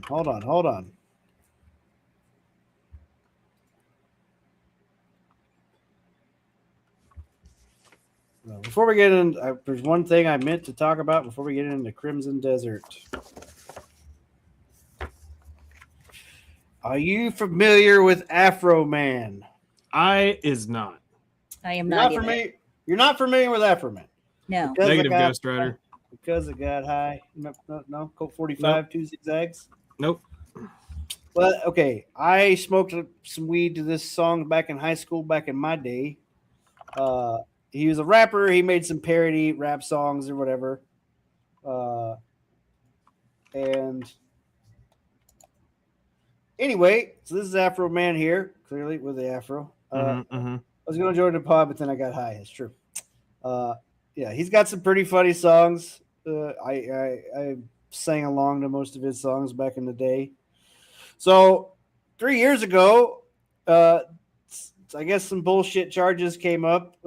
Cops in the county where he lives in stormed his house, kicked his door in, messed up his house, did a bunch of stuff like that. He thought it was bullshit and started making up songs about it. Well, the police department tried to sue him for defamation because of the things he said in these songs. Right. So let me find the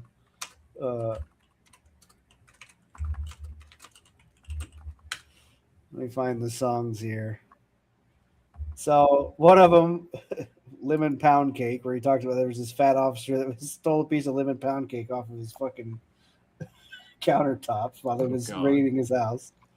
But famed American musician at the sweet treat in the kitchen inside the home. According to Foreman, he only lemon pound cake was inspired by a now viral moment of one of the cops in the raid who was captured glancing at the sweet treat in the kitchen inside the home. According to Foreman, he only wanted to create the quote funny rap song to pay for what he says were significant damages from. So there was one of them, and then there was another one with one of the sheriff ladies who was a lesbian and talking about some pretty vile shit. Oh jeez. And then there was another one, the sheriff guy or deputy or whatever, where he says he fucked his wife in a song. Well, damn. So anyway, they sue him for defamation. And yeah, how well did that go? He won. He did not go because he won the case. The defamation lawsuit was thrown out. Afroman wins a wild $4 million lawsuit over viral crooked cop song following police raid. So they were suing him for $4 million basically, and then he won the suit against them. Wild. And it was funny because they were like, do you not feel bad about these songs? Like, you seen how she reacted to him? He's like, yeah, well, they shouldn't have kicked my door in. I wouldn't have wrote any of these songs, and we wouldn't fucking be here now, would we? It's almost like in order for a defamation case to go through, it requires the defendant to actually be lying. What an idea. Yeah. Shocking. So here was his Adam County cops stealing money, stealing cake. When they make they traffic stops, first they screw you, then they sue you. Play games and dismiss your claims. The proof's on the internet. So he shows up to court in this suit, by the way. Damn. he sat in the courtroom in this fucking American flag suit the whole time. Awesome. That's fucking so American. Yeah, it was super good. So he wins his whole suit against these people, which is super funny because they were basically suing him over fucking comedy songs, you know. So anti-free speech. Anyway, this shit all happened this week, and the fucking court case was pretty fucking funny.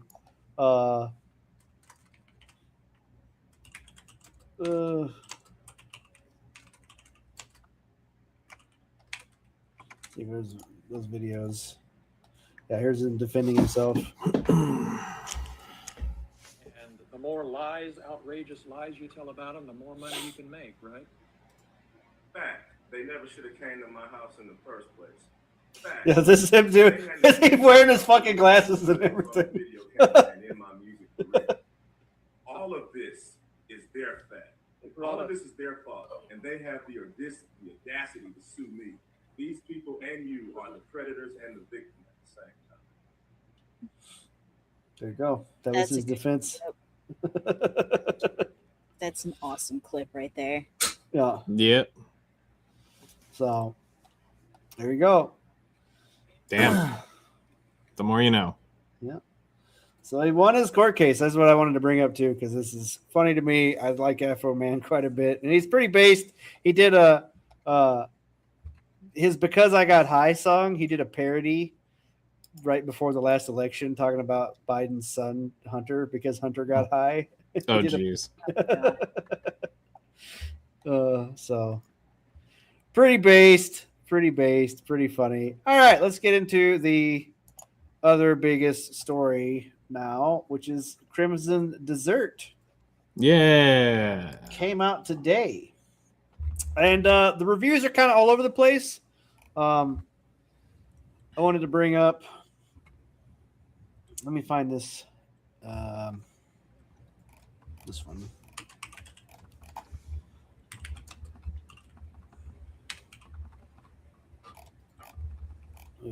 Somebody had a list of all of the reviews.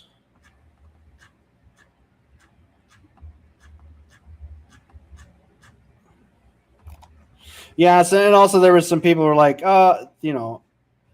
some people were thinking, I literally said, I don't like this game. It's a mediocre game or whatever, but then says, I love Veilguard. And then I put a comment. This man said he loves Veilguard, opinion Veilguarded. So where the fuck is the? Oh, I've seen that thing. Hold on. Here it is. I got it. Pirate Software's got it. Okay. Yep. Crimson Desert reviews are in 9.5 Forbes, Gaming Trend 9.5, DualShockers 9.5, 9.4, 9, 4 out of 5, 9, 8, 8, 8, 8.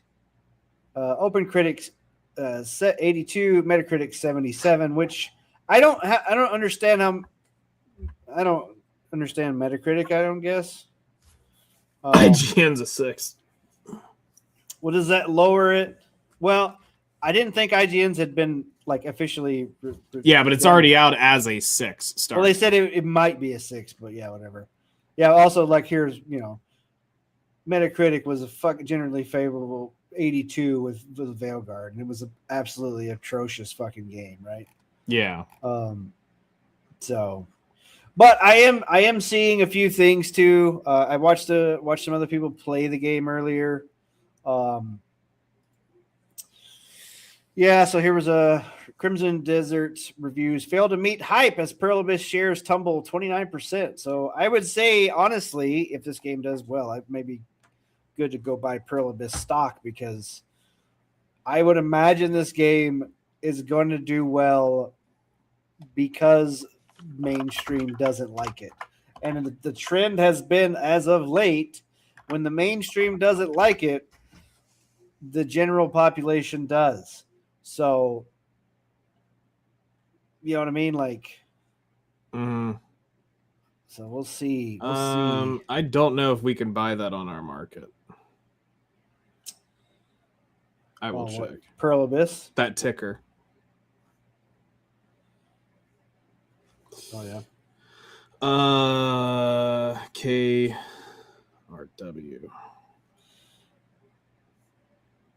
Yeah, so, but the game still has a Metacritic score of 78. So is it Metacritic? I thought Metacritic was like a compilation of all the critics, right? And it was an average.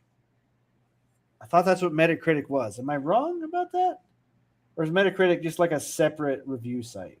It's not. It's another review site. I thought it was a compilation of all reviews. Maybe I've been thinking it was wrong the whole time. Publication writes that Pearl Abyss spent 7 years developing Crimson Desert at a cost of around $133.4 million, which I think they said they've already sold enough to make this game profitable. Pre-orders alone were over that.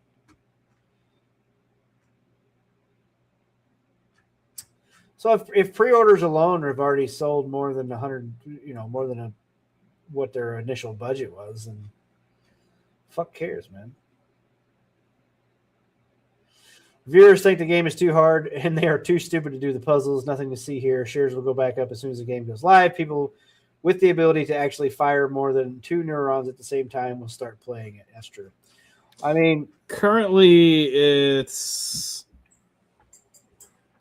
it's basically the stock's currently sitting, from what I'm seeing here, roughly where it was at the beginning of January. It had an all-time high. I wouldn't say all-time high, but it's high of the of its run before it dropped was about 70,000, whatever their currency is, and it's currently sitting in the 40s. So if it springboards, that's gonna make a shit ton of money.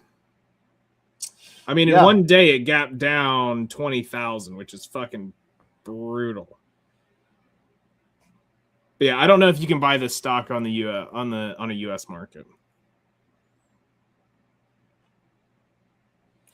Yeah. Luke Stevens, whose video we watched, I had you watch earlier, is getting shit on it because yeah, he basically said, I predicted this after the preview that this was the game that journalists would loathe. There's zero hand-holding, and even with the preview event, I witnessed several journalists from big outlets getting stuck in the tutorial puzzle for 45 minutes.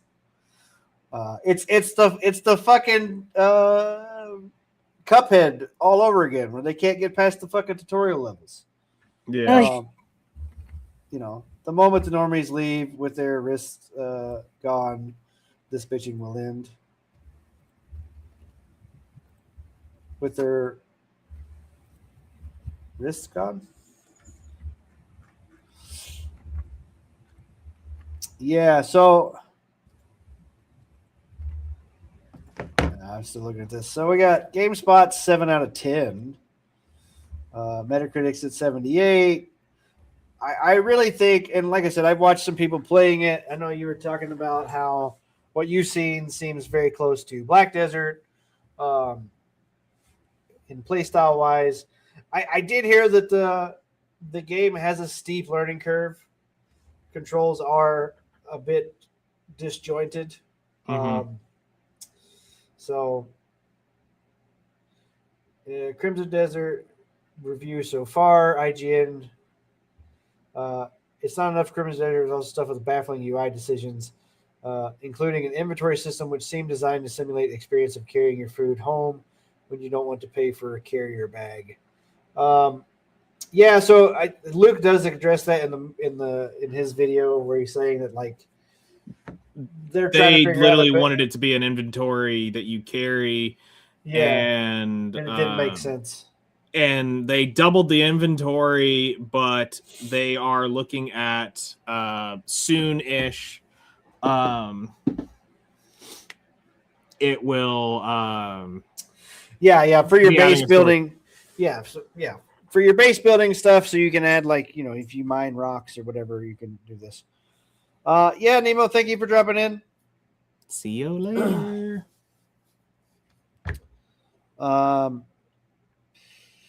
Yeah, I mean, like I said, to me, this wasn't a day one buy for me.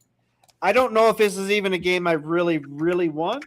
Although some of the stuff that I've seen about this game look really freaking cool. So we'll see. But to me, like, I don't know if 100+ hour RPG is the kind of game I'm into anymore. Like, I don't know if I could sit down with another Skyrim-like game and play 10, 12 hours a day solo and ignore everything else. I feel like somebody's going to want to pull me away to play something on multiplayer, which is why I'm much less committed to a game like this. Because a game like this, like, if I'm not playing every day, if I jump off it, like, it's not something I can come back to so easily. Like, I have to be focused on a game like this to really enjoy it. Because otherwise I'm going to go, well, fuck, I've played 6 games since I've touched this one again. I don't remember what the fucking controls were. Fuck it, I don't want to play it anymore. That's kind of that's kind of the mindset I tend to go to. Yeah. Where it's very hard for me to come back to a game. So a game like this, I have to sit down and just play through and not play anything else. There's 2 or 3 other games that are coming out that I want to play right now. There's the Gray Zone Warfare new update that drops at the end of the month that I'm really looking forward to playing. So I know as soon as that drops, I'm going to be playing that quite a bit, which would pull me off of this game, and then I might not come back to it because what if something else comes up or whatever. So, like I said, it's not a do for me at this point. I will say some of the video stuff I saw looked really cool. I don't trust IGN anyway. Oh yeah, I would never. Anything IGN says, just ignore them. It's not the IGN of the early 2000s. No. Yeah. Crimson Desert Review, Open World Overload from Game Informer, which is also didn't they have a magazine? Yep. One of the big ones. Yeah. So there's a lot of people saying they played 100 hours and are really enjoying it. Even Paul Tassi, who I vehemently disagree with on most of everything he's ever said, said he's really enjoying the game at over 100 hours in the game and wants to keep playing. But I think this is going to fold a lot of players that are weak. I've been seeing people saying all the story of this and that, but they're the same people that hyped up Elden Ring, and Elden Ring had fucking almost zero story. There was lore in Elden Ring, but you had to fucking look it up. At least I did, because you know what I mean? Like, I looked up shit, and then when I'd come to it in the game, I'd go, oh, I know what this is because I read a fucking Wikipedia page about it because it was interesting. AIGN. Well, you can't spell IGN. We can't spell ignorant without IGN. You're not wrong. Ignorant Gaming Networks. True.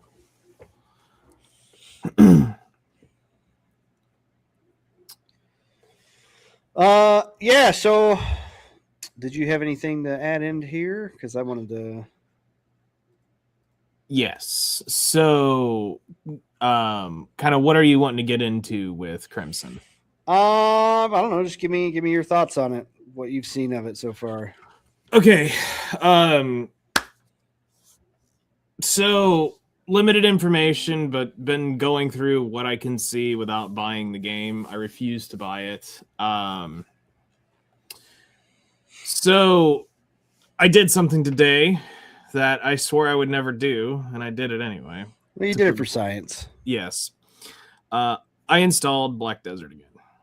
And I guess what I can do is this. Let me just bring this up, and we'll stream this thing. All right. Present, share screen. I want to share. Can you share?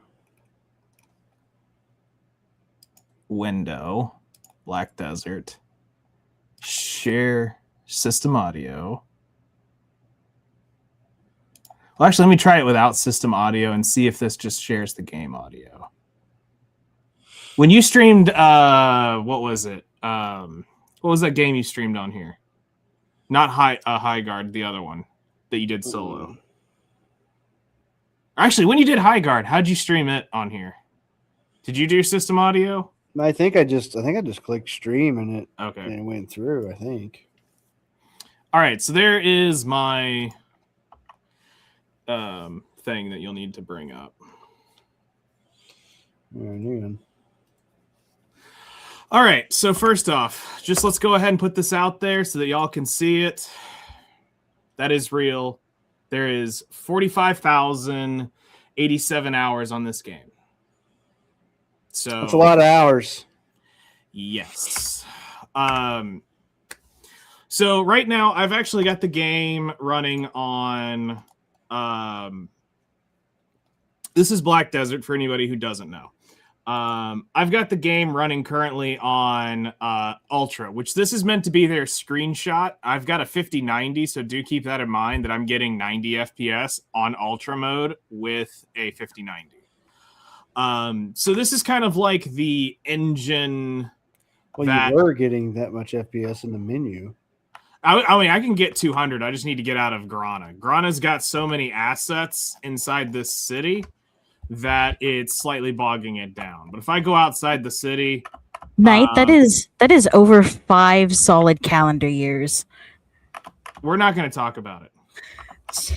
I'm glad you did the math, Flutter. Thank you. I immediately went to do the math because holy shit.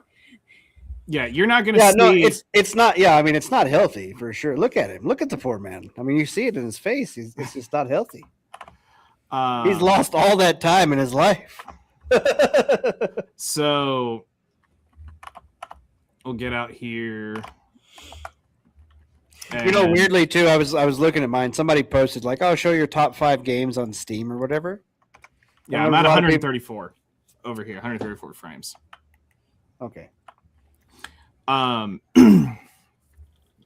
So Crimson Desert is designed around this. This is the game engine that started it all, which is the Black Desert game engine. Now, what y'all need to remember is this game was designed started production in around 2005, 2006, somewhere in there, I believe is when it started, but it released in 2014 in Korea, and we got it in 2016 in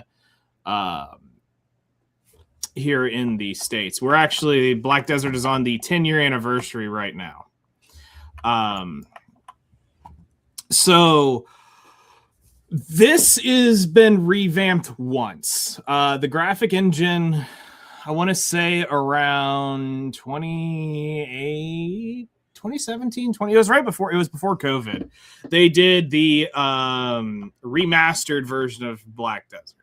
And basically it took it from what you see, it made this go from this was what the game originally looked like. So if I go to very high and we just do this, it's going to change the graphics. Their remastered mode was basically an Unreal Engine 5-like bloat that they put in this. This was actually the core game prior. It still is pretty, but it's not as bloomy, glowy, and all that other stuff. It has a completely different thing. Now, for some of y'all, it may not come through clean. But if you have a high bit rate right now, you should probably be able to see it near what my stream quality is coming out with. And this is what the game looked like at its absolute best. Now it has toaster mode in it, which I'll be real. For the longest time, we had to run the game on full potato mode. And I'm not joking. This was literally how you had to do sieges and stuff. It was terrible back in 2016, 2017. Like, this is what you played. It looked like this, which is a drastic difference of graphic fidelity. Now, to some, this isn't terrible, but there's definitely a distinct difference in the game in visual ability. Now, what they've done, from what I can tell, is they've really gone in and they've taken the engine that Black Desert was created on, and they obviously had to change it and develop it more for a single player game, because you're obviously not going to want to use some of the MMO asset type stuff. One of the big things that I notice right away with almost anybody who talks about the game, they're normally not Black Desert veterans. Or when they say they're a Black Desert veteran, there was a guy that I was reading his review who had a negative review on Steam. He's like, I've got 1,000 hours in Black Desert, and, you know, Crimson Desert Online is shit. Hey, remember, I got a few more on top of him. I can honestly tell you instantly when we see things in Crimson Desert that is like, oh, this is totally 100% brought over. There is so much of this game that has been repurposed and moved around to make it. So I'll give you guys a couple examples of things that you probably will see in Crimson Desert. So inventory was designed here in Black Desert to be 192 slots, but it was cash shop based items. You only got like 2 rows, I think, originally in the beginning. Now I think it's 3. You've got quests that give you extra inventory, but the idea was this was where most of your stuff would sit. They also had, back in the original game, the continent was just this right in here. So if you follow my mouse cursor, this was the original game. This was the next piece of content they added once. So this was like early 2016 was over here. And then over here, it added this by the end of 2016. So Black Desert in its whole is a massive game. This is running on multi levels of servers. And I'm not going to say that Crimson Desert is not bigger than this. It can totally do that because it is a single player game. I know in the what's his name? Luke video. He talks about the time to get from one place to the other in travel was 4 hours. From one side of the map to the other. Now, in Black Desert originally, before we had the big ships brought in, the original ship that left out of here when you would sail out of Port Euphoria, coming up here to Port Rat back when it was that, this was a 45-minute to an hour sail, literal time, to make this trip here. So to give you guys some sort of scale, this took on a boat 45 real fucking minutes to do. This is not a joke. This is literally how it was.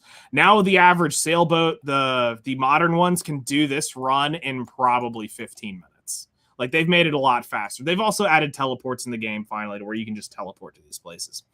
But the average ride, if you're just walking a character from, say, Grana to Valencia, this is probably a 10-minute walk. 5 to 10 minute walk if you do it, because of how the character is going to do the auto running through the world. This is a massive world. I have never tried to, nope, you can't. Yeah, you can go to Oddcado, which this is 16,000 meters away from where I'm currently standing. So this walk would take quite a while, but it's also dangerous because there are a few combat zones around here. And a few weird turns that would hang you up. But this would probably take 20 minutes to walk. Right. So, I mean, the map is huge in Black Desert, but I'm assuming because it is a single-player game, you're not dealing with... just as an instance, Black Desert Online on Steam alone has about 25,000 players. the actual main player base of Black Desert on PC is on the actual launcher.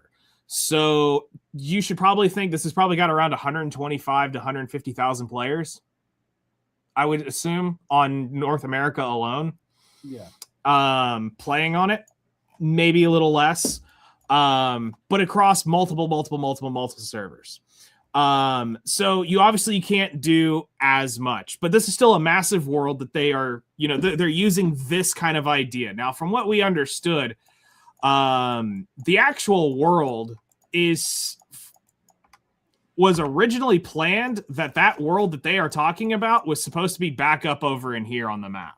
That was where the Crimson Deserts was supposed to sit. So somewhere in that map in Crimson Desert is the Black Desert continents that we know. There was also a rumor that it was going to be over here somewhere, because if you actually stand on this island over here, you can see a horizon of land out over here.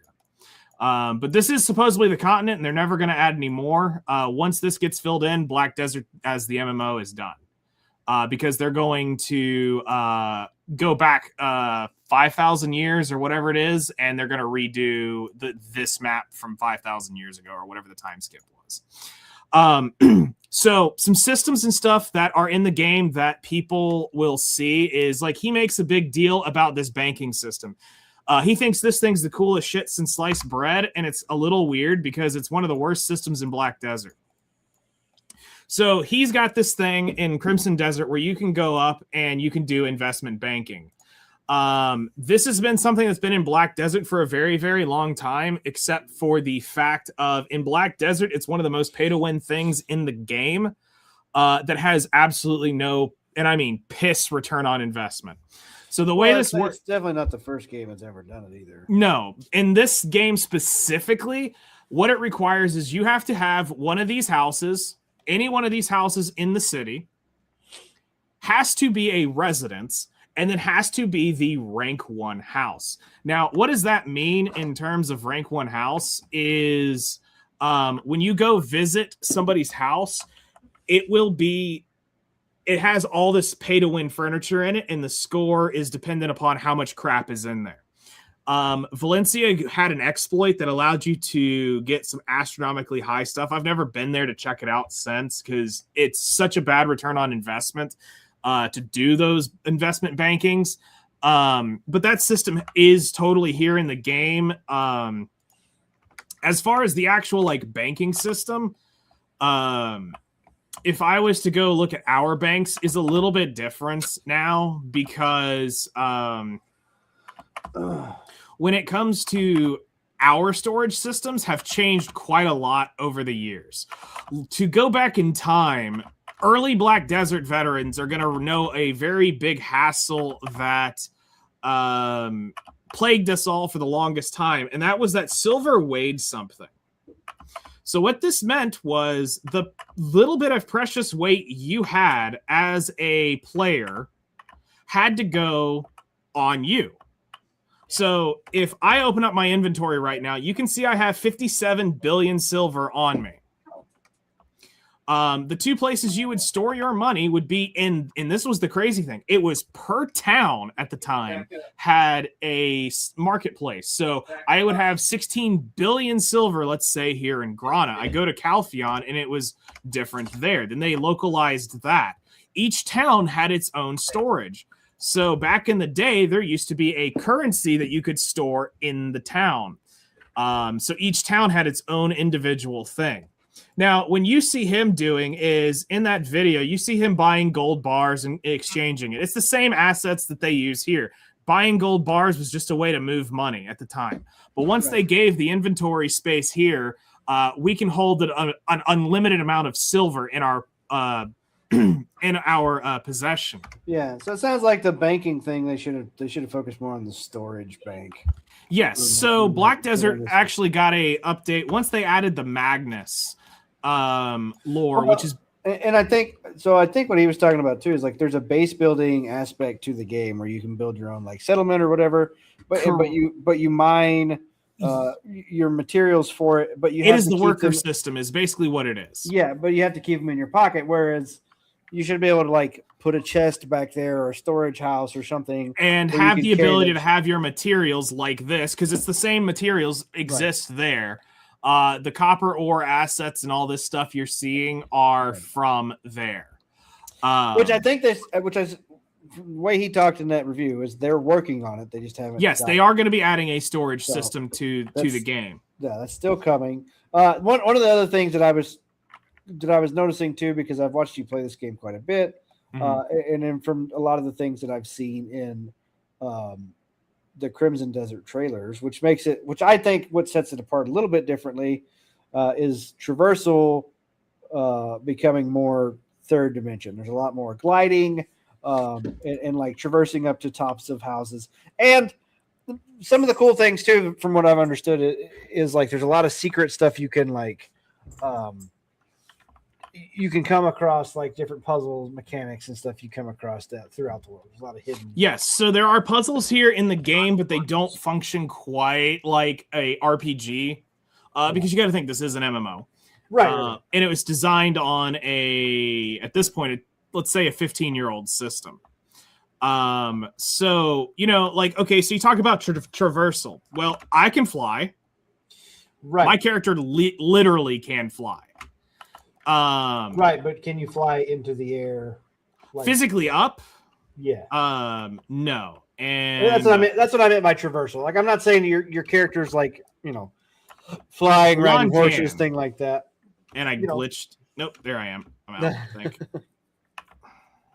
But I mean, there was some traversal things where he's like, you fly in on a dragon and you can. So yes, we have flying mounts in the game. That is here. That is something that they beta tested inside. They beta tested inside of Black Desert first. So I'll show it to you in just a second. So I have a horn that is still in my inventory that I just hold on to because I did not give a flying fuck that it was in the game. But yes, they demoed the Duskwing here originally, which was a flying mount. You could summon this dragon and you could fly around. Now, we have the skill. I don't know if it actually will work. Summons a Doom Caller of the Lord's Guild Alliance during the Unlimited Conquest. So we don't have that yet, but or we won't have that period in my guild. But it is possible to get a flying mount in the game. I don't know if I have it here personally on me. I do have a Pegasus. Let me show you what I was talking about here too. Here's a little snippet of this. So this is what I thought was pretty cool. Forever, Crimson Desert is freaking finally here. The big question is it actually good? Does So it this is a play system like that they have it definitely can? developed for the RPG aspect. First up, That is, this is modern technology looking forward for them. Yes, they definitely have more traversal. Which I think is good for a single player RPG game. I think you need that in a big map.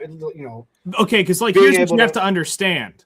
I'm gonna go spend some money, and I'm gonna take you on a journey, and this will make more sense here in just a second. So we're gonna go to Calpheon real quick, and I'll show you why this game could not have that system. I understand why. I mean, yeah, I'm just saying, like, I'm talking about gameplay wise or whatever. Like, it's a cool mechanic. Just like so, Black Desert originally was also going to have wall climbing. Like when we talk wall climbing, we mean Genshin Impact. No, we mean like straight up Assassin's Creed level bullshit. Like it's wild level wall climbing. Like, there's nothing you can't scale. Well, yeah, Genshin was like that, as long as you had... Well, Genshin has a... Well, it was, okay, Breath of the Wild, yes. But think like, the Assassin's Creed thing where it's pretty much, if it looks climbable, you can climb over it. It was supposed to be this ranked up... I'm going to go outside the city just for speed because I can get around. But I think there's a lot of this... some of this cooler stuff while you're getting there. But, yeah, go ahead and get there. So a lot of this is like if you can see it, you can get there to it, kind of thing that happens in this game. From what I'm here, bring it back in just a second because I'm going to show. You can keep going, but I'm getting close. So here's some shit that I don't know if you're going to be able to do in Crimson Desert. Is I've got the T10 Pegasus, which allows me to ride a horse literally on water. So this is a perk of one of the dream horses, and it allows you to literally be in water. I did hear, like I said, that there's legendary mounts and stuff you can find in the game that have more stamina, that have more of this. There's a bear mount. Oh, and there's bazillions of mounts from what I've heard. So there's different mounts and stuff you can get in the game. I don't know. It definitely intrigues me. Like I said, am I going to drop $70 on it right now? No, I'm not. All right, so this is why you couldn't have half the traversal shit in the game that is in Crimson Desert. This is the Calpheon Castle. Right. So one of Black Desert's main core functions is PvP. All right. So before anybody tries to say anything about Black Desert, it's a PvP game. That is its end game. And what is it for? It is to take on the Calpheon Castle, or to take on the castles. Now, here's how this quickly works is every Saturday at 9 p.m., this shit starts up. And I am not on the server that does it.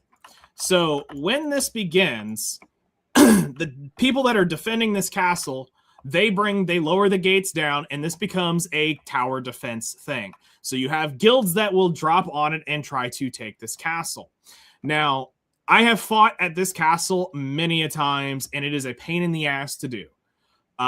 It takes coordination not only to break down the front gate here, because you're going to have a absolute bombardment coming in from wizards hanging out up here, rangers up here. Anything high range is going to be dumping on you down here. The only way you can get through that bridge is to elephant it down. And that takes quite a lot of coordination because you have to keep the crap off the walls. So you have to have your own set of mages and stuff that can AoE up on the walls and kill people. So once that gate comes up, you now have a second well of shit to do to get up here, which is up and over in here. And now keep in mind, I am one person. A guild is 100 people, and the big siege guilds are 100 people. So you imagine 100 people trying to kill, and this is the only corridor to get up here, may we add. You have a death channel right here. But when they get up, this is it. This room right here is the core room that you have to dismantle. There will be a post in here that you have to take down. Now, why I say it can't have those mechanics is because if you could fly and you could jump off, I can already tell you this, though. Out over there on that mountain, you could easily Pegasus a horse up into this. But you have to be watching for people coming off that mountain over there because you could easily fly up in here and skip all those mechanics. So there will be people up here waiting to pop anybody who does try to place cannons up there because you can get up in here. So they had to limit the traversals here. That just couldn't work. He talks about the enhancement systems and, about I would say the RPG aspects. He's used to spending money to get, upgrade weapons and stuff like that. That is not Black Desert at all. And I don't think they're going to be because it would really push your audience away is if you did bring in the BDO level bullshit. Well, supposedly there's no microtransactions in Crimson Desert. And that's good. But here's why this is detrimental is that chance right there. It's a 15% chance for me to hit this weapon. Now, I'm not at the absurd, super high levels on this enchantment. Now, this thing's already been at a stupid level enchantment already. But this is something that would break a lot of new players is this RNG level system. Now, sure, it's got a pity system here for me where if I fail this thing 23 more times, I get it. It has a cost with that. Yes, I can protect it where it doesn't go kaboom. if I really wanted to. But this is going to break people. Now, here's the worst thing, is in Black Desert, now this is what I don't know because I haven't played it yet, is the downgrade system there when you go to upgrade? Meaning, if I was to fail this enchantment, it would downgrade to 3 versus where I'm at 4 right here. So if I did protect it, then I could sit here and just smack it all day long until it goes. But that has a cost. But this is going to break a lot of people, and I don't think they went this way. So I think it's going to be probably more a real gear based, meaning you go kill boss, you get said weapon. So it will have the more like Assassin's Creed, where it will maybe level up a little bit, but it won't be the Black Desert toxicity of, oh yeah, you've got to level this thing up a ridiculous amount. So that's something that I've noticed. He talks about a lot of the combat being complicated. What I want to show you right there is, here is the rotation of my Draconia that I would use. Now, if I put on all my stamina shit and actually put on my combat gear, I'll have better stamina to do this. Go ahead and let that go through and swing over the accessories. So, yes, the combat in Black Desert is one of the craziest things you'll ever see, and I want to show this to y'all this way, because this is what I was talking about a few times when I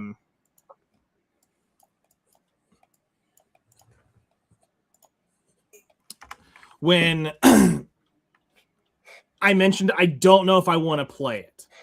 Right. And it's because of this. So Black Desert, I always jokingly say, is like playing piano. When you have these level of skills and how you play, and you go through your rotations, and you have all these crazy skills, I don't know how you're going to make Crimson Desert feel fun. Because if it plays like traditional RPGs, it's not going to be near as immersive and fun to play as some of the way this is the best version of action combat that I have ever seen. Anything that tags action combat, I always look back to Black Desert, and it's never been as good. It's always been, okay, it's kind of there. Like, they classify Elder Scrolls Online as action combat. It's pressing 1, 2, 3, 4, 5. Those are your skills. That's not action combat to me. Yes, you can move around with the character and, activate abilities while you're doing it, but you're not physically in control of your skills. Now, the skills here in Black Desert are, there's a bazillion of them, and you don't have to actually use them all. Each class has their own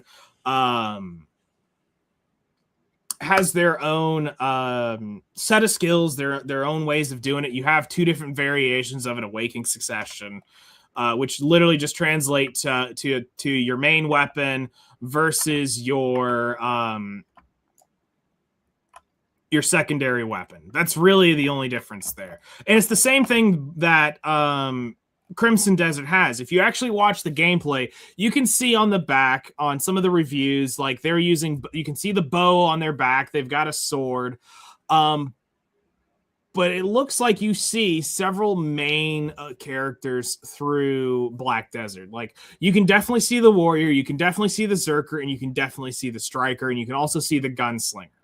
Based off of what I've seen, I can kind of see Nova in a few classes in some of the skills where I've seen like some of the rapier stabbing type stuff.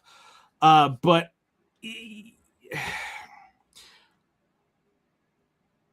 I think it's going to resonate with a certain chunk of the audience, and there's going to be a chunk of people who are going to absolutely loathe this game.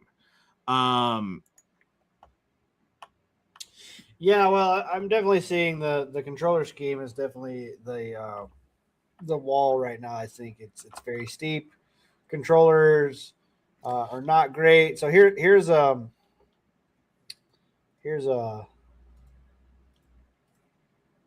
actual controller layouts.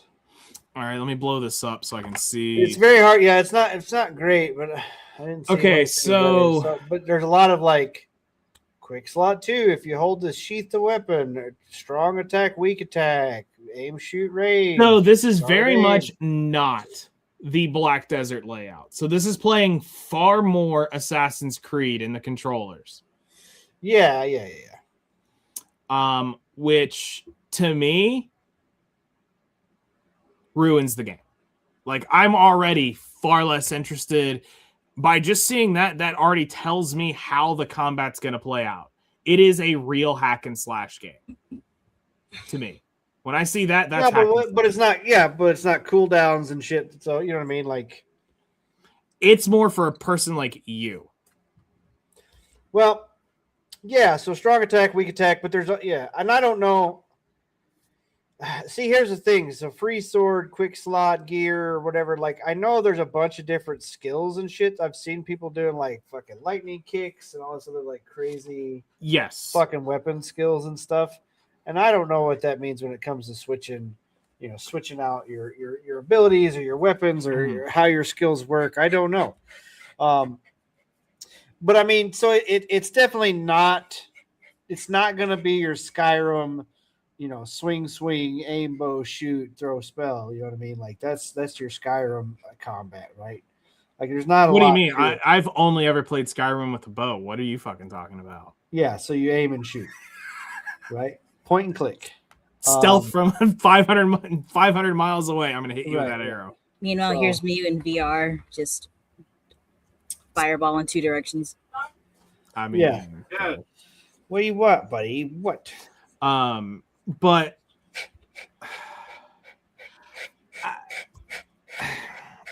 I'm not saying it's going to be a bad game. I think you've got to go.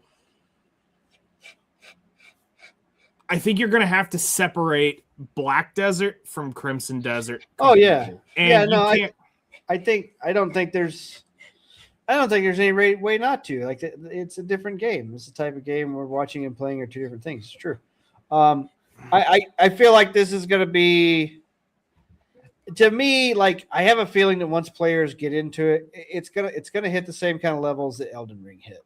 I think that Dark Soulsy. Well, I think it's going to be more hack and slash, but I think since it's such a big open world, controls for Elden Ring were.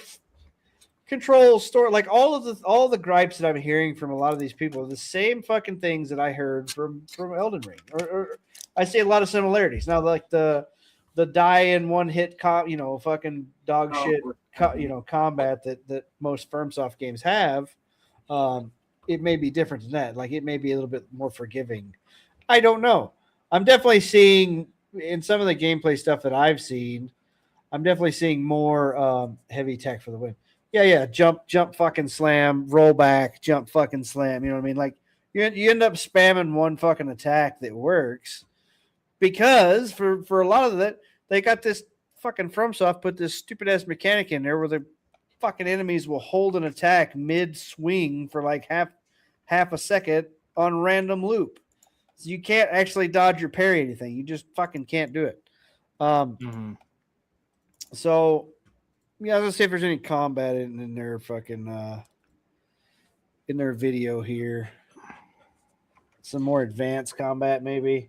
Like, when I watched his review video and a couple other guys' review videos in terms of just where I was just looking for gameplay. So, okay, here we go. Gameplay right here. This is Eric's. But there's a lot So going on. you could fight a lot more enemies at once than like if you did this shit with Elden Ring, like you could fight one enemy at a time and you got surrounded, you were fucked, right? Feels really good. Yeah, see, that's Black Desert, though. I mean, we're used to have... So mob cap in Black Desert is 16 mobs.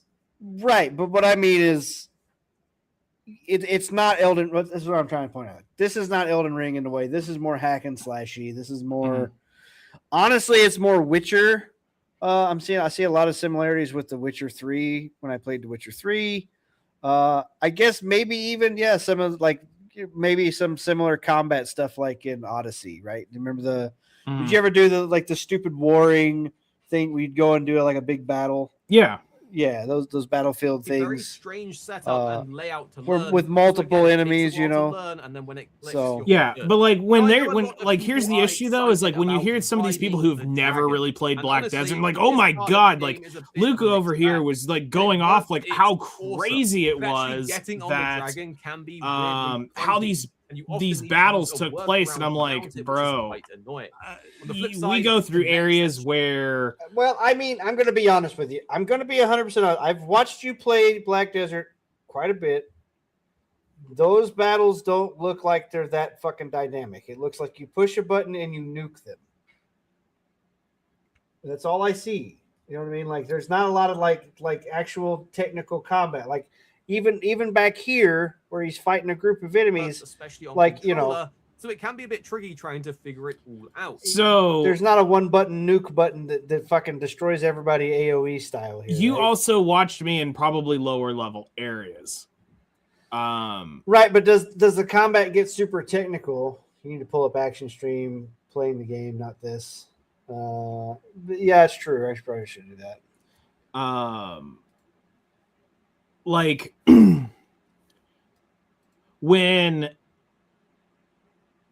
if I was to go into Ulakita, that's just me running around and blasting like low level mobs. All right, that was where you saw a lot of stuff. But if I went over to, let's say, Dark Seekers, I'd get my shit pushed in. Well, I was kind of hoping. I was actually kind of hoping not just for the stream hell, Chris, but to see some later level stuff, because a lot of these people that are streaming it right now are going to be only a few hours into the game. They're not these reviewers that are 100+ hours in. I'm going to see the more advanced combat stuff. That's what I was kind of hoping for.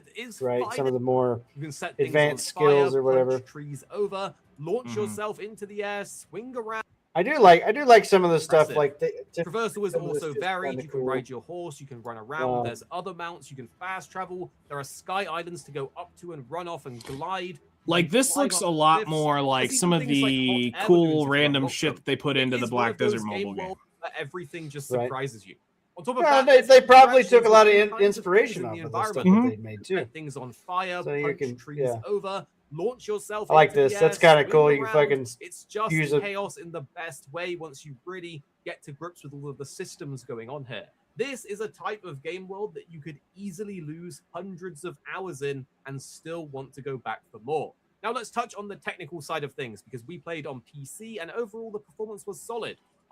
So, and there's different characters you play as too, which I think sets up different skill sets. He's more the warrior based. The chick is more the gunslinger, and then the orc guy is mostly the berserker striker, I believe. No, I think he's the berserker. Yeah, so I don't know. Like I said, this combat is more indicative of a RPG combat system. Well, even I could say Assassin's Creed style, kind of, multiple enemies, open world where you can kind of jump around and get to different points or whatever, would be a more similar, comparison, I suppose. Yeah, it's definitely, they took a lot of the core mob densities and stuff like that from their knowledge of making Black Desert, because like the average mob density we see is far larger than what you would see normally in a RPG. But we also have shit that can kill it so much faster. Yeah. But it's still the same. It's still the same logic of... It's all one character. Doesn't matter you have all the skills. That's just character creation option. There's no character creation in this game. There's 3 characters you with permanent characters. No, it's what he means is it's this. No matter which character you play, it's the same character. You do get to customize the character, so it does have character creation. But it's not. There's character customization, but there's not character creation. I mean, it's kind of character creation, but it's but customization. you play as Clive, right? You play as this one character. You can change his outfit. You maybe will change his hair. I think each one has their own name, but it's the same quote unquote character. You're not playing three completely separate. I thought you were. I don't know. Maybe I'm wrong. I'm not completely checked out on that because I didn't really care. No, I said put Black Desert, not Black Desert. It's Crimson. I know it is. And the funny thing is that desert that I was showing you was the Red Desert. All playable characters and how to use them. So I just read their names. Where are their names at? Cliff, Demine, whatever, and Onga. They have their own unique specializations. There are also specific types of gear in combat. We get a primer on what. So Cliff is default. You can get her after chapter 3, and then you get him after chapter 7. So they're unlockable characters. Mm-hmm. So it's all one character. Yeah. So I kind of struggle with it because, like, I look at it and I'm going, I'd just rather play this. Yeah, that's because you have Stockholm Syndrome. It's not even that. It's you have Stockholm Syndrome. It's the world itself. But you know nothing about this world. What I mean is it's a live world. There are other people here. Yeah, okay. But you like Skyrim, right? Skyrim doesn't have other people. It just has other NPCs. The more I've played Black Desert, the more I can't pull myself to play Skyrim. Okay. I mean, I can understand the MMO. I understand the MMO. And that's what's really started. That's what's really struggled for me with because I've thought about it. Like, let's mod Skyrim. And I'm like, yeah, but as much as I hate it, it's a open world. Players are here, and yeah, no, I can understand. Which is like I said, which is why this game is. And I'm not trying to like sell this game hardcore. It's a harder sell for me because it's 100+ hours RPG, and that's a huge investment. And my attention span is much harder to get 100 hours. Now, if I was still playing on console and I didn't have Discord and streamers and other people to fucking interact with all the time, and I was just sitting in my recliner playing this game and only this game, then yeah, fucking no brainer. But unfortunately, like I'll check Discord all the time. I'm like, oh, so and so is playing a certain game. I kind of want to play that game with them, so I go in and play. So I get pulled in a lot of different directions. Why commitment to a giant 100+ hour RPG is much more difficult for me to swallow. And I think I don't know if we'll see that. It's possible, but maybe not. You reach a point where you can't play single player anymore. Yeah, it is. It's definitely hard for me, and I think Nightingale's the same way as well. It's definitely much harder to play single player because you see your friends online, and you want to play with your friends, kind of deal. You don't want to journey alone, kind of thing. For me, it's like, so part of Black Desert's thing was the market simulator for me. The fact that I could chill out, and the gameplay at times for me was just gathering, cooking. Basically, it was a constant AFK simulator. Yeah, is what it turned into. Because so much of what I did had to be done over time, And when I actively played, though, it was focused time. Like, I would go hunt. I would go gather this sap. I would go gather this weed or this mushroom or whatever it was. And that's what made it cool. If I wanted to go sailing and go do the sail around and do the sailies, I would go do that. Yeah. It was the open world that felt far more lived in. And, you know, half the fun of the game realistically was teaching other players how to play it. Yeah. Getting the new members in the game. And I will say, as we've been talking, though, my Steam notifications are up on this other monitor. As we've been talking, I got a friend of mine. I've seen him log into Crimson Desert about 7 times. So I don't know if that means it's hard crashing and he's restarting it, or if it just Steam's in, just keeps popping it up. Or it could be that if I have a friend that plays Black Desert on Steam, and every time he alt tabs, it shows it as if he opened and closed the game. Oh, well, I wonder too. Yeah, maybe.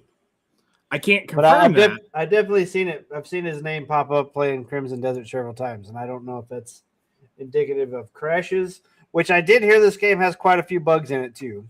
They also did a day 1 patch, but I haven't read the patch notes yet for it.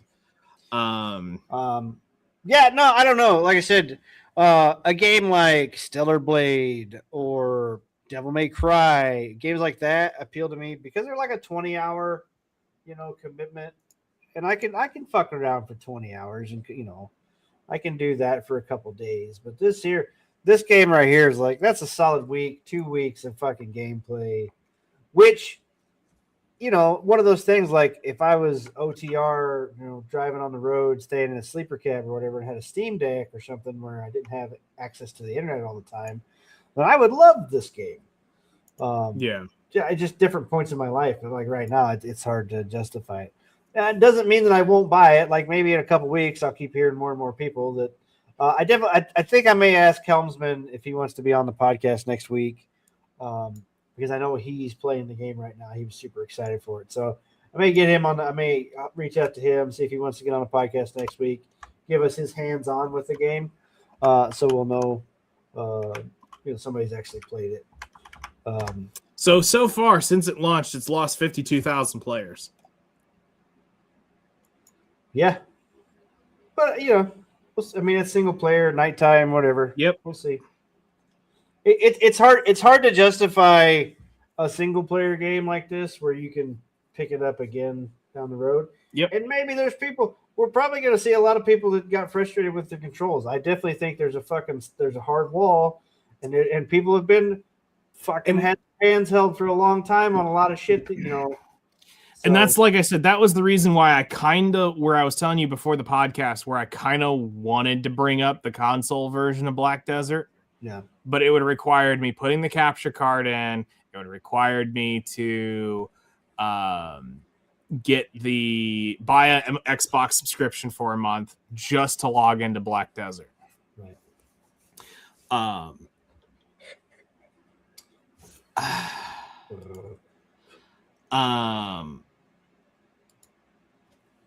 think Hellcrest missed us nerding out about Marvel earlier. I think Hellcrest missed us nerding out about Marvel earlier. He normally jumps in. Yeah. Nerd out about I wish I could have shown y'all Black Desert on console because it was as somebody who's played both, and I spent a lot of time. Like I ended up putting probably 300-ish hours in console, 350-ish.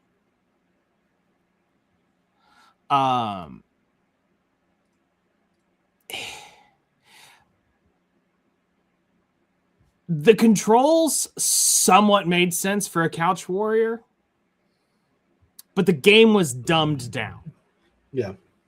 It did not play, and any console player that ever came in and said, "Oh, it plays identical," was a fucking idiot.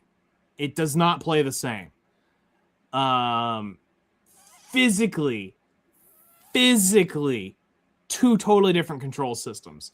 There were things that auto-activated that we had to physically activate on our own through a button to get certain skill chains to go off. It just automatically did it. They had to dumb the game down. It did not play identically. But the control system, they had to make it work. Has there ever been an MMO that worked well on console? Like most MMO you think about are PC. Actually, one of the most, I shit you not, one of the most actual near one-to-one experiences was Elder Scrolls Online. Yeah, I can see that one. It actually played very similar to the PC version to the console. There was just a few minor things that made it feel a little weird. I mean, I did play that on PS4. Yeah. Yes. I did play ESO. A little bit of ESO on PS4.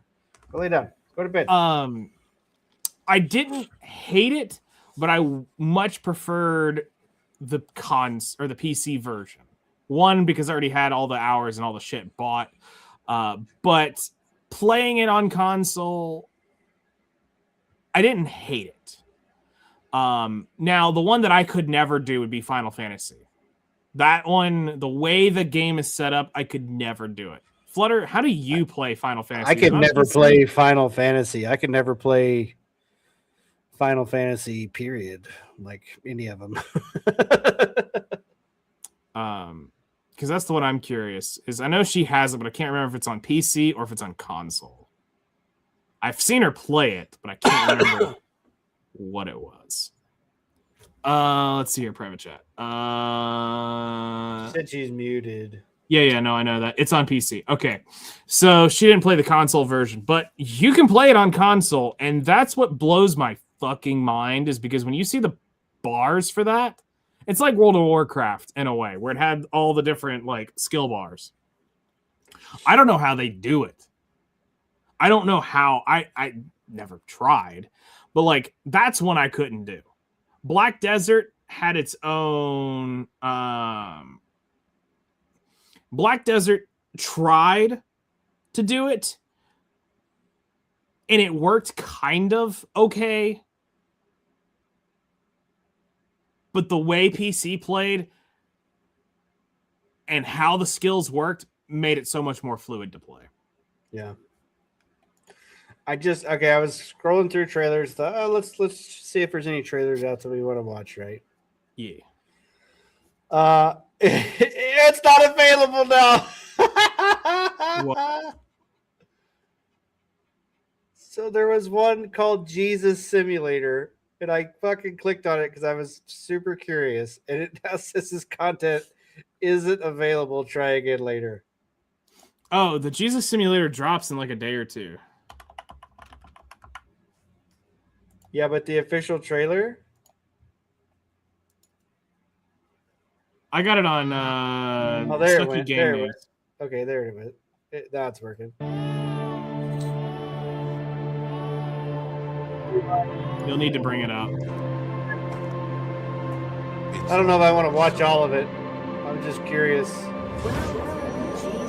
Okay, I don't know how blasphemous that's going to be.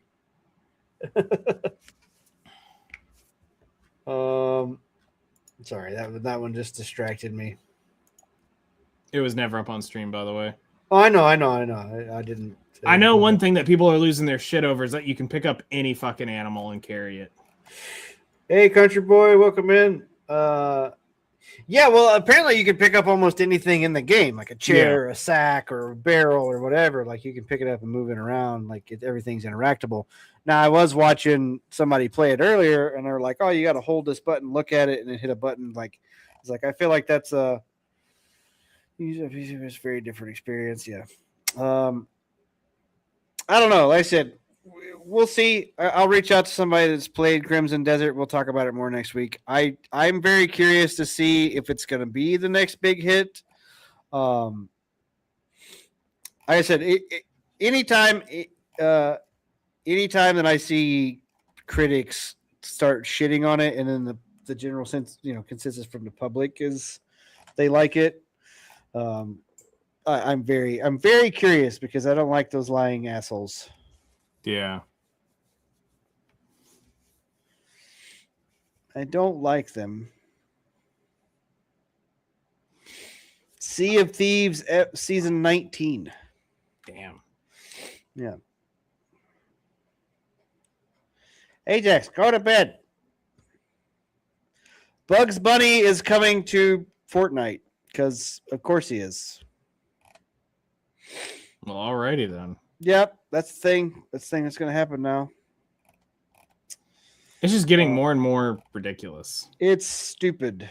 It's stupid that you could Goku and Batman can fight Bugs Bunny and Mickey Mouse or Thor or Spider-Man or fucking whatever. Peter And Griffin. They're just there. They're just there. Yep. Ridiculous. Battlefield 6 official season 2 Nightfall gameplay trailer. What the fuck is Nightfall? Oh, it's the night mission thing. Is it just like a multiplayer map that's at night? Or Yes. is it like an actual mission? It's a multiplayer limited event. Like the snow event. Oh. So stupid that it's going to put it in that stupid fucking New York map that nobody likes. Well, I don't know what map it is, but it's just how we had the winter map for a while. Yeah, but it'll be, It's gonna be yeah. I would just imagine. Well, you actually get to use Nogs, which is cool, but yeah. Yeah, I'm not seeing a lot out here. I'm trying to think. The only thing I really saw was trying to think if there was any trailers I saw this week. No, I don't really think there was. Well, there's the Black Cat trailer for Marvel Rivals, and everybody's pissy about that.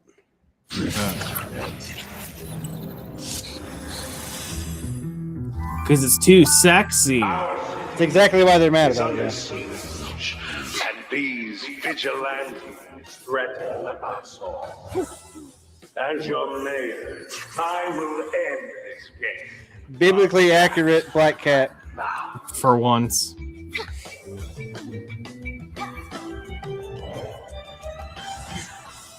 Aha!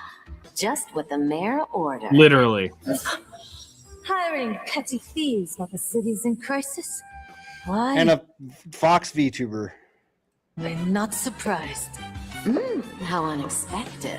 You missed. No, this is some of that stupid shit they created for Marvel Future Fight. For Rivals. Is it a Rivals? No, Marvel Future Fight created this Fox character.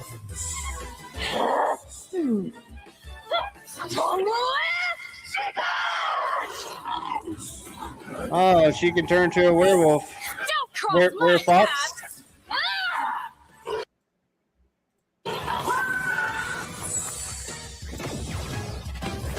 Sorry, but Black Cat should fucking wipe the floor. Oh, what does Flutter say? Usually play for like 14-hour chunks. There's so many buttons. I was playing keyboard for playing keyboard like a fucking keyboard. Yep. Sea of Thieves mentioned Kitsune. Yep. Yep. That's what I thought. I thought I heard the name Kitsune. Like I said, Fox VTuber avatar. Yep. Whatever in the game. It was I remember when they added that character to Marvel Future Fight. A lot of people were pissed because there were so many amazing Marvel characters that they were leaving out, and they were over here on this idea of we're going to create OC characters to tell a story in Marvel Future Fight, and everybody's like, why? Why the fuck are you doing this? I think they've introduced like what, one or two OCs in the Rivals or something like that. No, they're all from Marvel Future Fight. Are you sure? All of them? Mm-hmm. As far as I know, let me look at the cast. Marvel Rivals character list. All right, let's take a look through.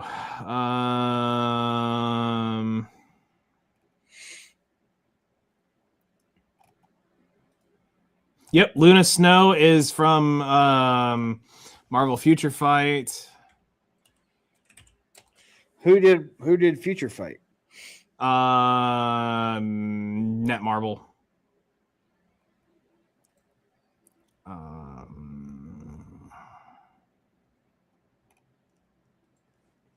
Yeah, no, she's the only one so far.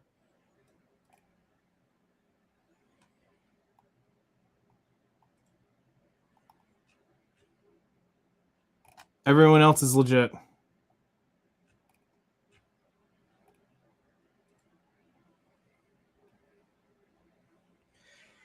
Angela? What the fuck is Angela from?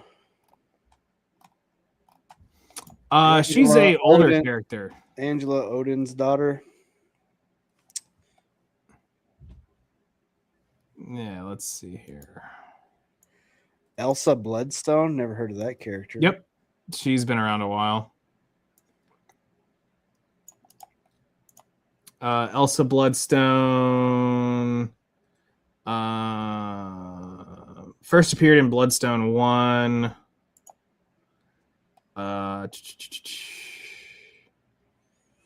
She's been a member of the Midnight Suns and the Fearless Defenders. Okay. What is she? She's actually somebody important. Hold on, let's see here. Where is she from?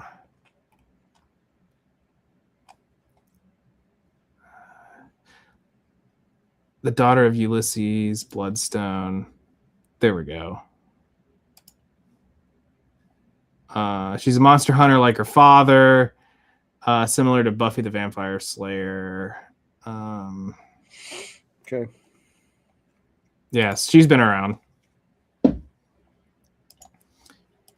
And then Angela. Yeah, Odin's daughter. She is the firstborn Odin of Freya and Odin.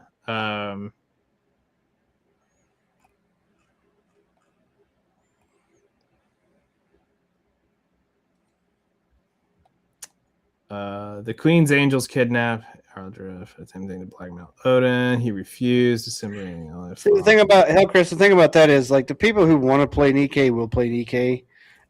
The people who play Marvel Rivals are fucking weirdos. Mm-hmm. That's it. Period. I don't know. They're all weirdos. No, I think there's like weirdly enough, hero shooters actually do have a female demographic. If Flutter can back me up on this, because they can heal, because they're not good at anything else. Flutter, back me up on this. Right. Let's see what she says in the private chat, bro. She didn't say you're not wrong. Yes, there is a female different demographic. Yeah. And they play the class that makes sandwiches, right? I don't know. I don't play hero shooters. So. Oh shit! Shots fired. The gamers. So the character you saw that you were claiming about the Kitsune is White Fox, by the way. That's the character's name. Not to be confused with White Tigra. Yep. But she's part of the Agents of Atlas, I believe. The agents of these nuts. Yep, pretty much. Yeah, I know, but like I said, women do tend to play that one more often than they do like a Nikkei game. And then the ones that play Nikkei game want to look at girls' butts too. So yes, that's true. They know what they're getting into. Mm-hmm. These ones, there's a lot of them that want to look at girls' butts too, but there's also a lot of them that get weird about it too. I usually play healers, but I have seen and done myself kicked absolute ass as DPS or tank or whatever other roles. Yeah, okay. We believe you. Sure.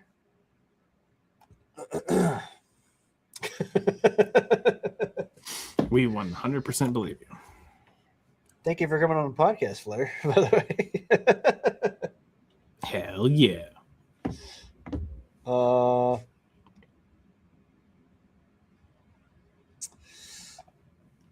Yeah, so okay, I don't really see much.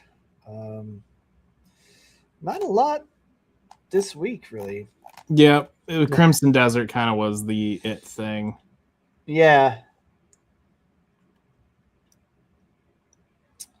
Yeah, I was trying to see if anything cool trailers were popping up. There's a lot of indie bullshit, but nothing really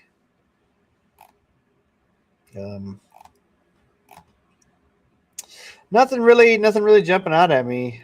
So I think there was another, Sagas of Lumen, the release date.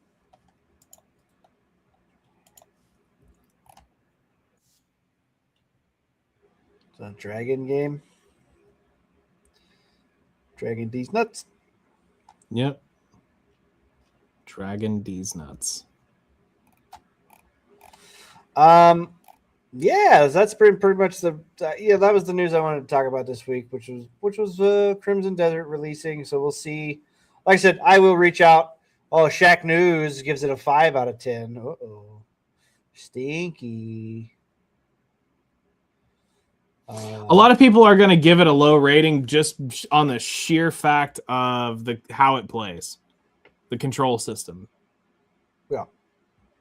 Which I think is a general. It's a good criticism. I think that it overshadows a lot of things, but I do think there is some stuff to be given to games like saying that they're a 6 out of 10 or whatever, and then giving games like Veilguard, which I have watched people play, 9 out of 10, and I've seen part of the story.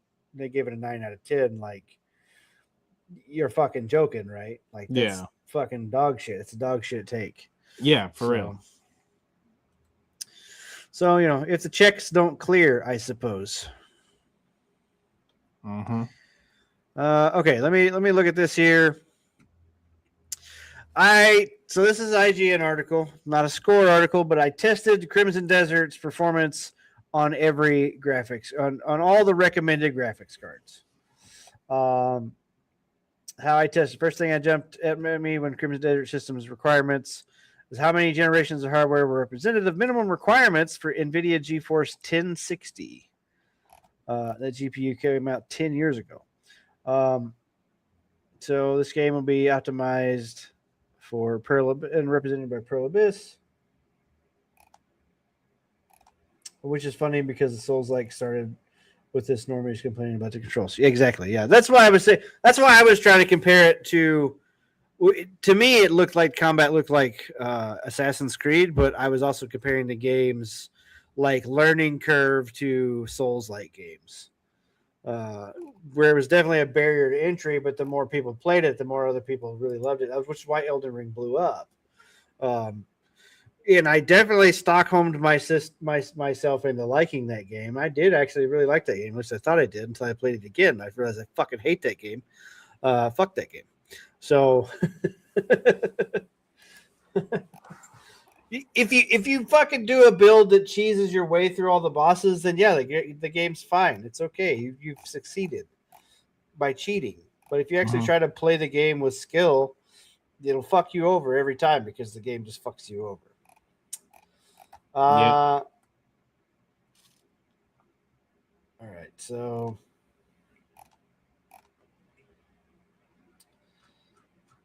get to the fucking point. All right, RGX, the Ally at 720, 40 FPS. All right, fucking Jesus Christ. I don't want to read all this. I don't care. If you want to look at the performance, go look at the performance. I don't want to read all this. TLDR, my brain hurts. Okay. Yeah, cool. It's 9:45. I'm probably gonna bounce off here. I'm not even sure if I'm working tomorrow, but we will be back here next week. Like I said, I'll try to get somebody that's played the game on to give us a little bit more in-depth stuff about it. And then, what is it? The 26th is next week. So yeah, all right, we'll see you guys on the 26th. Nothing else is. Well, we'll see what else pops up between now and then, I guess. Absolutely.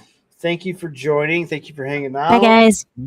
Yeah, have a good one. Thank you, Flutter. We'll see you later. Yeah. See you guys later. Definitely. There it is.